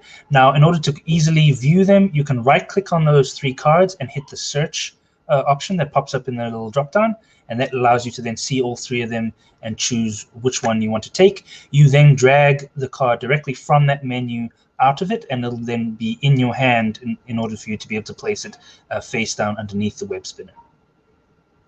And that's because it then becomes a arthropod follower, similar to the Lord of the Flies.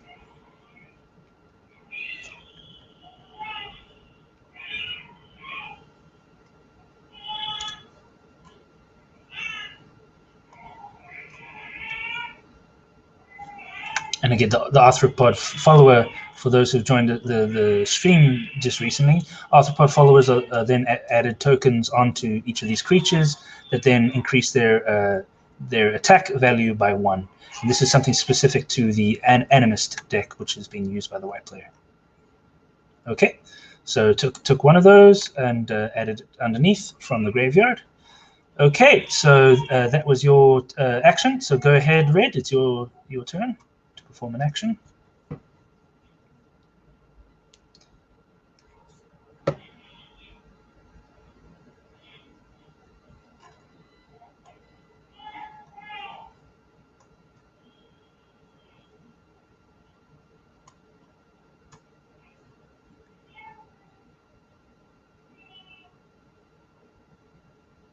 Okay, so placing out a minion. Oh no, so this is a sorcery.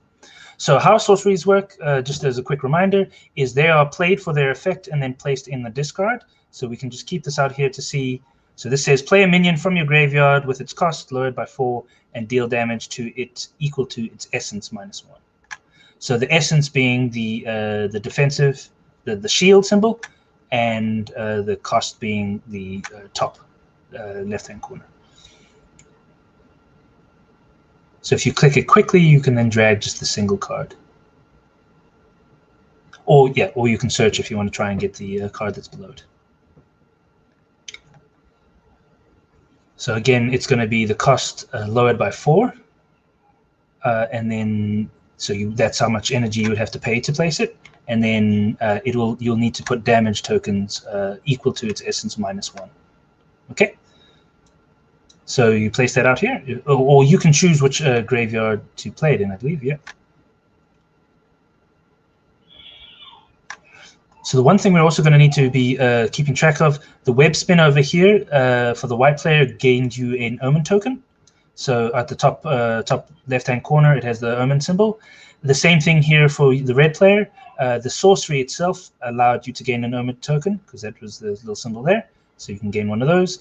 And then the Seeker's Embrace that you played out here, I believe, should also gain you.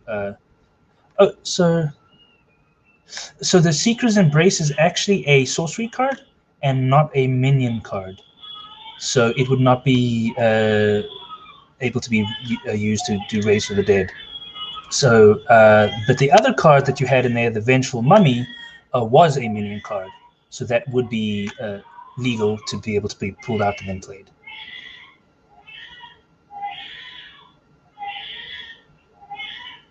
So what you can do here, I'll pull it out for you. If you want, this was the only minion you had in your graveyard. So if you wanted to use Raise the Dead, you could use it on this card. Okay, so, and then that card doesn't cost you any energy to play, but then it does get damage equal to its essence -1. So its essence being 2, so you're gaining 1 damage to add on top of that and placing it out here. The mummy itself didn't gain you an Omen token, so you should have gained an Omen token just for playing the Raise the Dead. And so that means both players should be at a total of 2 Omen tokens right now. Again, 1 Omen token from the beginning. Oh, and you already had 2. I missed that. Okay, so you have the Vengeful Mummy added over there, and we need to add 1 damage token on top of it because Raise the Dead brings out those creatures with damage tokens on them. Okay, that moves on to White's action. And again, sorry, Red, I'm moving through this, but let me know if you have any questions with what I'm covering. I'm just sort of moving us along because we're about 15 minutes to the end of the time we have. Okay, so playing out an attachment. So an attachment is then added onto a creature, added onto a minion. And so this attachment will then decrease the attack value of the minion, but it has some other special abilities that it then can perform. So when played, you get to weaken the attached minion. So to give you an idea, this is a curse that you're playing, and curses are actually more useful to be played onto opponents' minions. So I don't know if I covered that in the introduction, and if I didn't, I apologize. But some attachments can be attached to your opponent's minions or your own minions. This Deep Madness actually is a bad attachment, so you would actually preferably place it on an opponent's minion. And so there's some damage tokens that kind of came with it. Oops, sorry. I'm trying to grab those damage tokens back off. So placing it on that. And so what that's causing is that then the Dreadright's attack value is decreased by 2, When played, you also then weaken the attached minion. So what that's going to do is cause a damage token to be placed on the Dread Right. Because again, the weaken ability, you place a damage token until up until the minion is destroyed, but not causing the destruction of the minion. And the minion's text box is blank. So the ability, blanked ability, cannot be used. So the Dread Right's ability was only when played, so it doesn't really relate. But for some other minions that have abilities that can be used, they then become blank, so then they are not usable anymore. Okay, moving on to the red player, I believe. And I saw you were good enough to grab your Omen token, white player, so that was good. Any questions, Red, on what just happened? Because, again, I didn't cover the fact that attachments can also be added onto your own creatures. Minions. I keep mixing up creatures and minions. My apologies, everyone.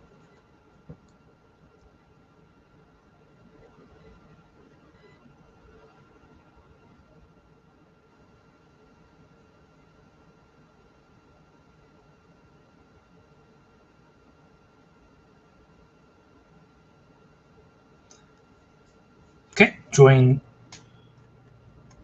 2 more cards. I think by possibly by accident you drew an additional card, which I think would have been this last one.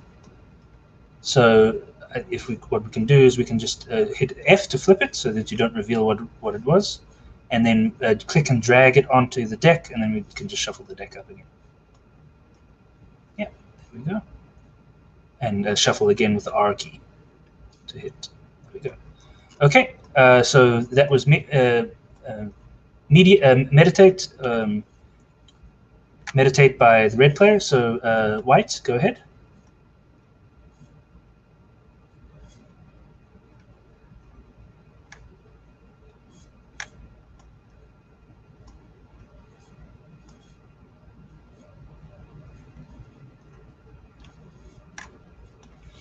Oh, I think I know what actually might have happened.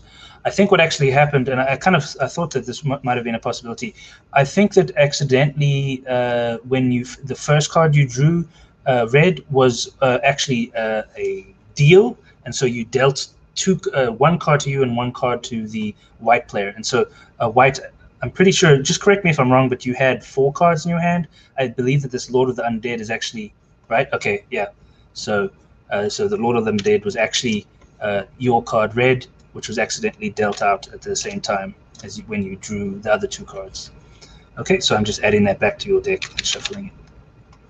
Okay, go ahead, white. So you were still doing your turn. There we go. Okay, and you moved your action marker down. There we go, perfect. Okay, red, your turn again. So again, meditate and draw 2 cards for everyone who's watching. Okay, playing out another minion. Oh, a fierce battle for both of these battlefields. Okay, so the Caretaker. So that's a cost of 5, and then making sure to get your Omen token for having played that card, because it has the Omen token symbol on it. Also, it has a when played ability. Okay, so you get to choose one. You can either play a non-curse attachment from your hand or graveyard with its cost lowered by 1, or you can weaken an enemy minion.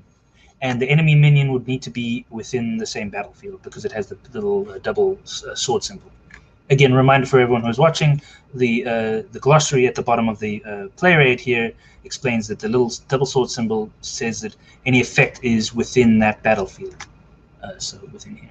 So red, do you want to make a choice of either if you have an attachment that you're wanting to use, either in your hand or graveyard, or if you want to weaken one of these 2 minions.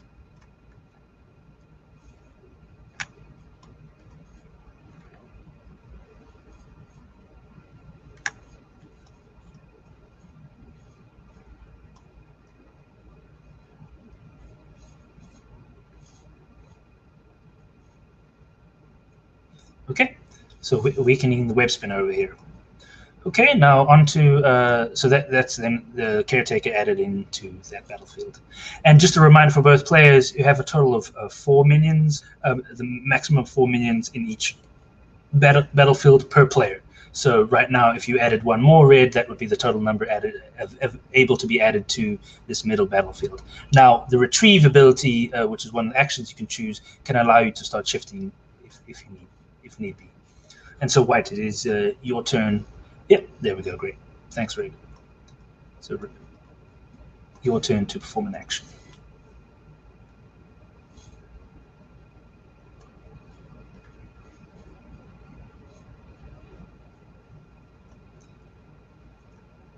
Okay, so spending energy to be able to play out a card, which is a sorcery. So Queen's Gambit. You get to destroy any number of attachments on your minions in a single battlefield, and then pick an opponent to distribute that much damage among them. So the ability to play this would require you having attachments on minions in your battlefield. Let me quickly check, but I'm pretty sure that arthropod follows would not be considered attachments, but let me I might be wrong about that. It is attached to. Yeah. Okay. So no, that is correct. So an arthropod follower is an attachment with no ability, and that's what these cards that are underneath here represent. And so, what your Queen's Gambit is doing is you're getting to destroy those attachments, and then pick an opponent to distribute that much damage among their minions in that battlefield. So what you can do here with the Lord of the Flies is you can take off as many of the 4 cards that are attachments here. Each card that you take off will then also remove an arthropod follower, so it'll reduce the total attack of this, but then that damage will then be directed to your opponent, who will then choose, and I believe the card reads, pick an opponent to distribute. So red would then choose how to distribute the damage to the minions over on the side of on their battlefield side.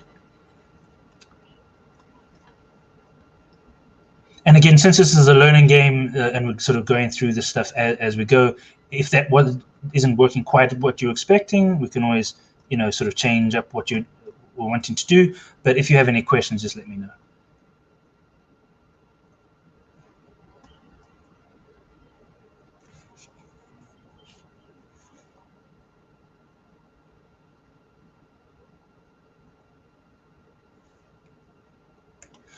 So if you were so again, this being a sorcery would be played and discarded. It's then affecting, and then unfortunately, Oberon's Emissary doesn't have any attachments.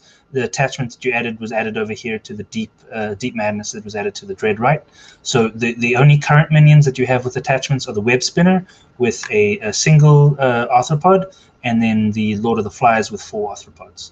And so either of those would be the target of that type of this card. So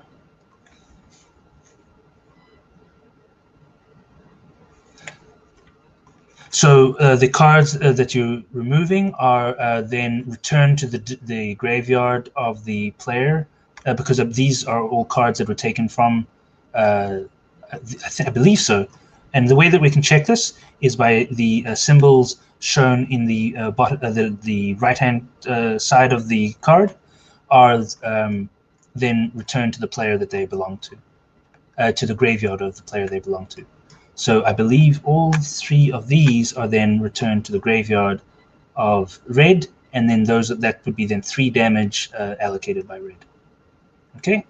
To be able to select multiple cards, so I see you flip them all over. To select multiple, again, it's click and drag, like in selecting the dice, and then you can hit the group button, which is G, to be able to group and move them all. But I can also help with moving some of them across. Okay, so now that you've done that, this would then mean that 3 arthropod followers have been removed from Lord of the Flies. So we will take. Sorry, this part's a little fiddly. We'll be taking 3 arthropod followers off, and red, it is you are going to need to allocate 3 damage to the minions that you have over on the side of the battlefield.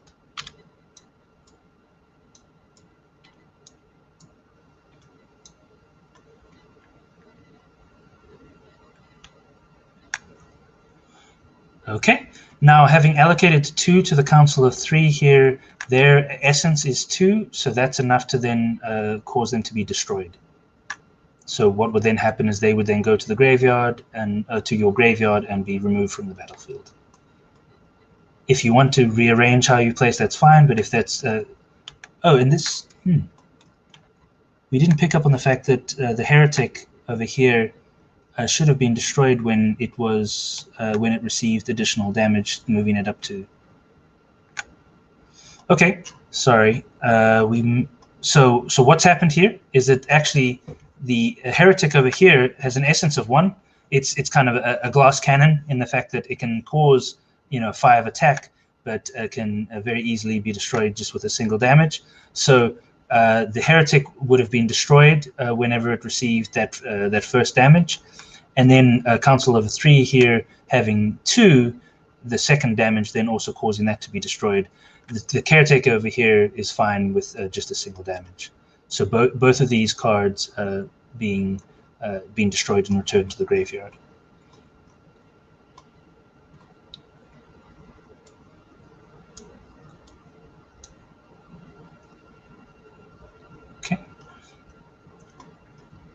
Okay, so that was the Queen's Gambit. It doesn't have any Omen symbol, so you wouldn't get an Omen token for that. But that, because it's a sorcery, then it is performed straight away and then placed into your graveyard. Okay, Red, it'll be your turn to perform an action.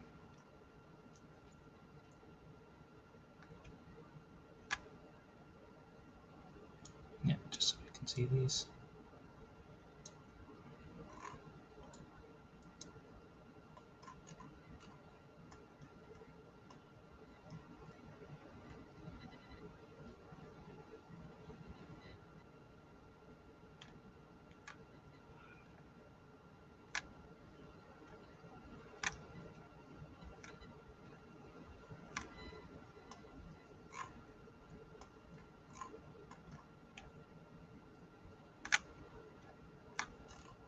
So another correction I'm going to be making, just because I've just gone along and checked all of the different minions, is we added a damage token onto the Dread right here when we added this attachment, because the attachment weakened the minion.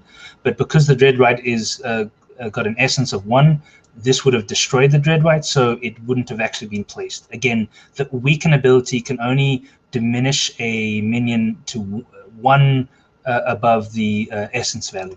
So if we get to the essence value in terms of damage tokens, it would cause it to be destroyed. So this damage token actually doesn't sit there, but the attachment still sits there, causing it to be a lot less powerful and also having its ability cancel out. Okay. Again, any questions? And I know that we're sort of having to correct some things while we're playing, but that's what a learning game is all about, isn't it? So Red, it is your turn to perform an action if you wish to.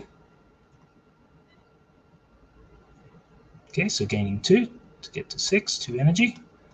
Okay, White, your turn.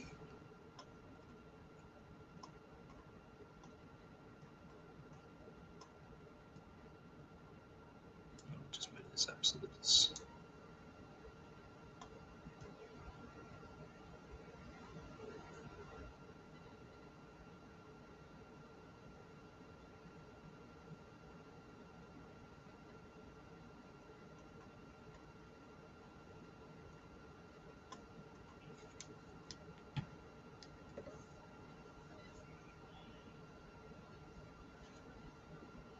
And so I see we've got to 11 o'clock. What we'll do, well, 11 o'clock Eastern time, what we'll do is we'll play through the rest of this round so that we can see, you can resolve everything that you've been able to set up. And then we'll probably stop there, and I can then go and answer any questions about the experience. Okay, so playing out the Oberon's Emissary for 3, and you've then paid your energy and used up your final action. Okay. Go ahead, Red, with your final action.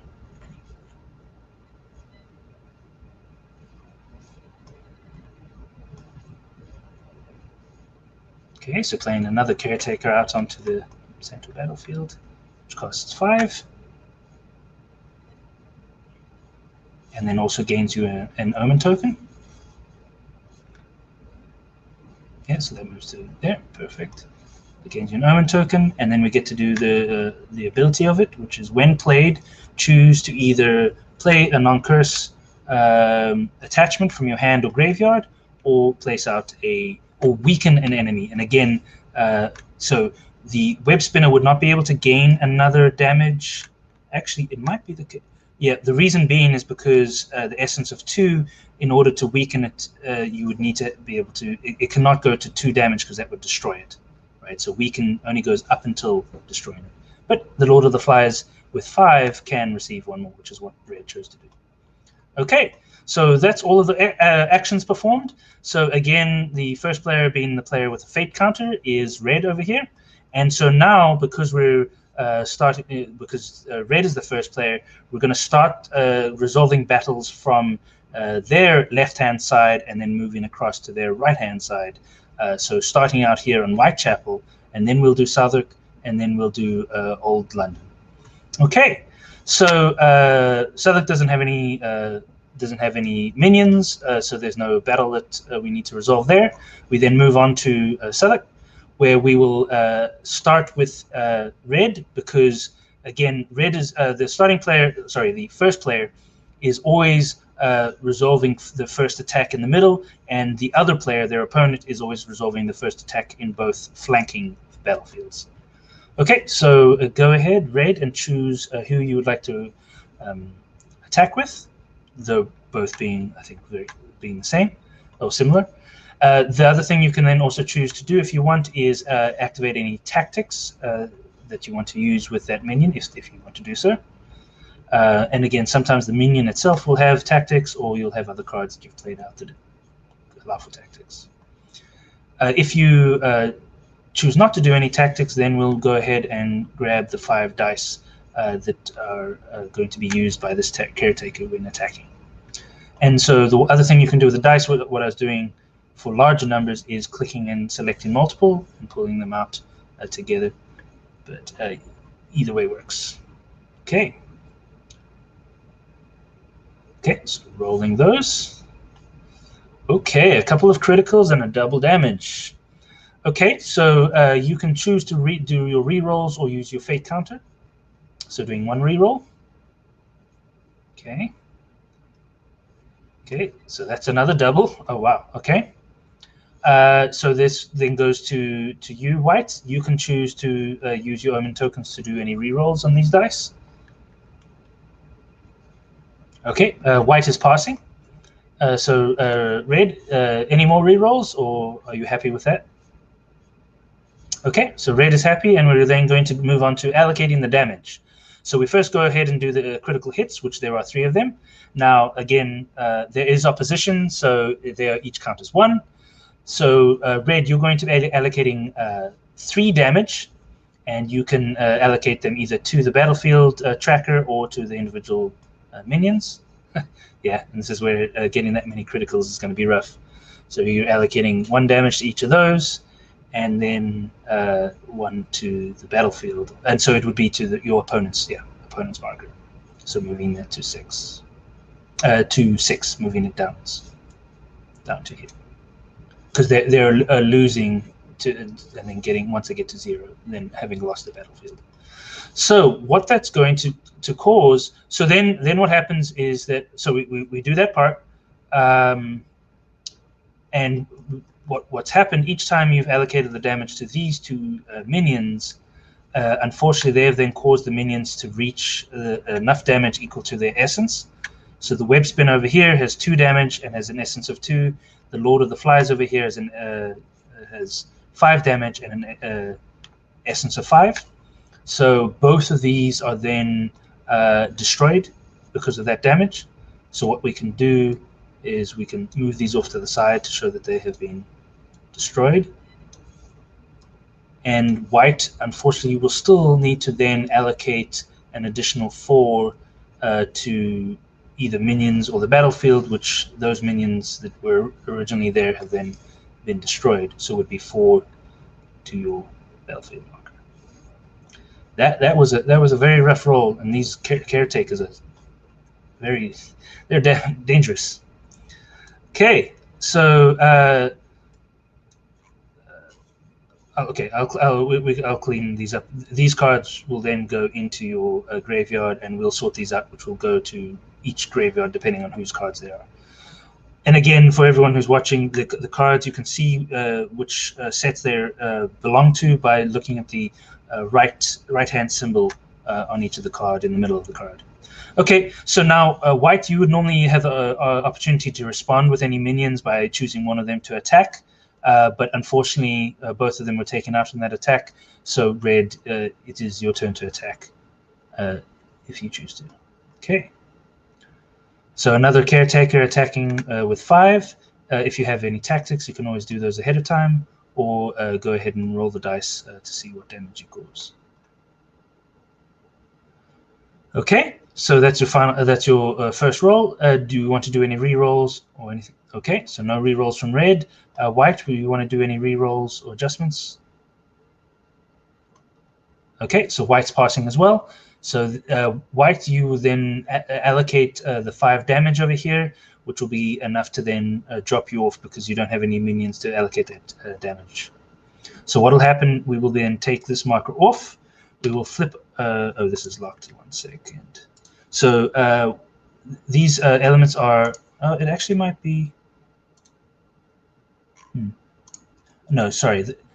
So what I was checking with the setup on Tabletop Simulator, there are actually 2 different views that you can have of London, but of Southwark.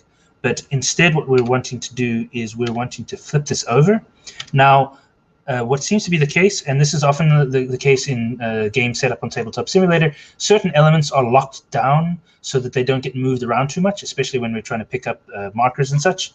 So how you unlock it is you can either right-click and go into the toggle settings, but what's a lot easier is just to hit the L key. So what I'm doing here is it's a locked element. You can see that it can't be selected, and then when I hit the L key, it can be selected, and then I can flip it over and show that it has been, this battlefield has been destroyed or has been damaged beyond repair, and then the player that wins it will then keep their marker in the corner of the battlefield with the other marker being removed.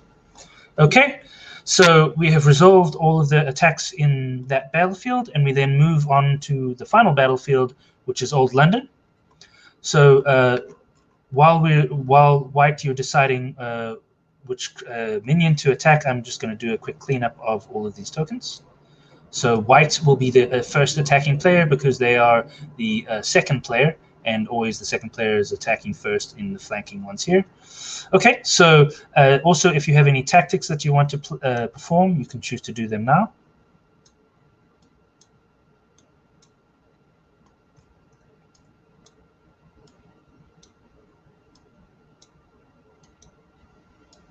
Okay, so white is performing their tactic from their domain card. So when you exhaust this, you can add a +1, so this will be a +1 for this attack. And then they have the choice of destroying the enemy, the minion that it's been affected to gain 3 energy. Okay, so you're going to be grabbing the 3 dice for this. So here, I'll grab that for you. There we go. Okay, and go ahead and roll.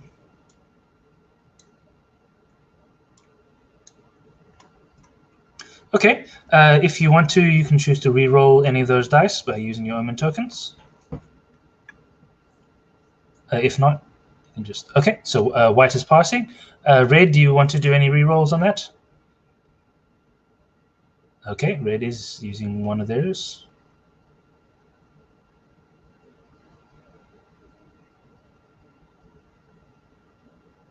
Okay, so re-rolling that dice to a blank. So white, you can respond again if you want to do any re-rolls. And red, I will remind you again that you do have your fate counter if you ever want to use that to re-roll all dice on any of the battles. So you hadn't had a chance yet to use that because you were second player during the first round. Oh, unfortunately, another blank dice. Okay, it switches back to red if you want to re-roll or not. So red's passing. White, you can continue to use Omen Tokens if you want to. Okay, so white is passing. It really had bad luck. No need to follow it with additional bad luck, I guess. Okay, so unfortunately, this attack is not going to be causing any damage. So we then move across to the red player choosing which of their minions to attack with. Oh, and sorry, just before we do that, just a reminder, White, you do have the ability, if you want to destroy this minion to gain 3 energy for the next round. I know in the case that we're probably going to be ending at the end of this round, but if you wanted to, you could do that, especially considering that this just required 1 more damage to be destroyed. So that, you know, there might be an advantage to gaining that energy to bring another minion on later on. Okay, sorry, go ahead, Red. So you'd taken out the 2 dice. You chose not to do any tactics, I assume. If you want to, you can do that, but if not, you can roll the dice and get started. Okay, so you can re-roll either or all of the dice, depending on what you want, or pass. So re-rolling one of them.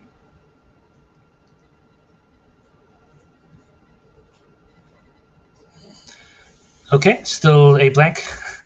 So White, it's your turn to choose if you want to re-roll either of the dice with your Omen tokens.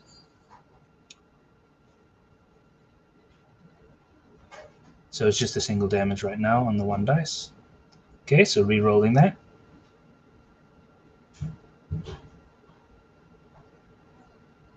Okay, a blank. So back to you, Red. If you okay, so Red's doing their fate counter, which allows the red player to re-roll both dice, and the fate counter is always all of the dice whenever used. Okay, so rolls 1 critical hit and a blank. So back to White. You can respond if you want. So Red, your chance to so it's either a choice between use of an Omen token or the fate counter. So you would then have White responding, which I believe White you indicated you were passing. So then it goes back to you, Red, if you wanted to do the reroll now. So it's back and forth, and the fate counter is considered like the Omen token as one of those choices. Okay, unfortunately, still a blank. And so it goes back to you, White. You can do a reroll if you want to now, since you still have a token.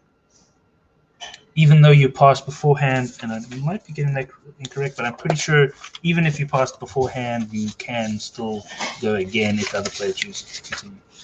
Okay, so it removed it from being a critical hit, which means that Red won't be allocating it, but unfortunately made it a 2 hits. Okay, so now that we're finished, then so red passes because you don't have any more omens and have used up the fate counter as well. Okay, but thanks for letting us know. So now, White, you are going to be choosing where you want to allocate those 2 hits, so they can go onto either your minions or onto your track. Okay. Oh, and it would be just it's 2 damage. Yep, you're right. Okay. So that's one resolved. So now it moves on to White, and you're attacking with your other minion, if you choose to. So.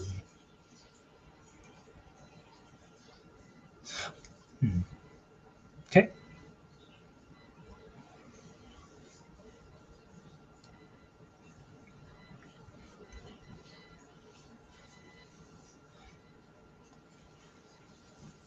Okay, so if you, both of you have used up all of your Omen tokens and the fate counter, so there's not going to actually be any rerolls from either of you. So this is then the final result, unless there's something that I'm missing. I'm pretty sure that's the case. So I think both would automatically pass because they don't have any ability to do rerolls. So now what's going to happen is that White, you get to allocate the critical hit damage. Again, there was opposition, so it's just a single point of damage. You can either place the damage token on either of these, or you can add it to the battlefield. And I see you're looking at the Dread White that has an essence of 1, so if you put 1 on there, it would then be destroyed because of that. Okay, so choosing to do so. So placing the 1 damage on the Dread White. So unfortunately, Red, that then causes that that minion to be destroyed. And then so that goes here, and the attachment is also returned to the graveyard, but this attachment is actually the White player's, so it will go to the White player's graveyard. And as a final reminder, since I've said it a couple times, to be able to determine which cards go where, each of the decks that you added together have a little symbol that indicate that deck type, and the cards themselves have that symbol on the right-hand side of the card. Okay, so that was just the critical hit damage. Now, Red, it is your choice of where you want the other 3 hits to go, and they can either go to your damage on your battlefield or to your minion, or a combination of both. A total of 3 that you're allocating. So putting 1 on that. Okay. Okay, and so a second one would be enough to then destroy that minion. And actually, no, the minion already had 1 on it before, so even 1 would be enough to just destroy that minion. Okay. And sorry, this is going down. So where was this? This was on 9, I believe. So it would be going to 6. Oh yeah, okay, you remove it. Yeah. So 9 going down to 7, correct? Because you took 1 to the minion and then 2 more from here. So unfortunately, so it was 10. Okay, there we go. 10 to 8. Yeah. Okay. Okay, and so then because the Dreadwright white was already destroyed, then red doesn't have any more minions to attack with, and then white wouldn't have either because both are exhausted. So we would then come to the end of that battle phase, and we would then do any end of round phase abilities, and then start the next round. So I see that we're sort of 20 minutes over the slot. I just wanted to finish up that last round, but I hope you guys enjoyed the playthrough, and thank you so much for having us being able to stream this and share with everyone else how to play Sorcerer. If you want to play it, sorry, go ahead. Oh, not a problem. No, you're welcome. And if you ever want to come in and be able to play a game of this, it's available on Tabletop Simulator. You just have to go and look for it in the workshop section of Tabletop Simulator, and it's there freely available to be able to play. Okay? Any other questions or comments? Okay, you're welcome. Okay. Well, have a fun rest of the convention, and glad you could join us and play the game.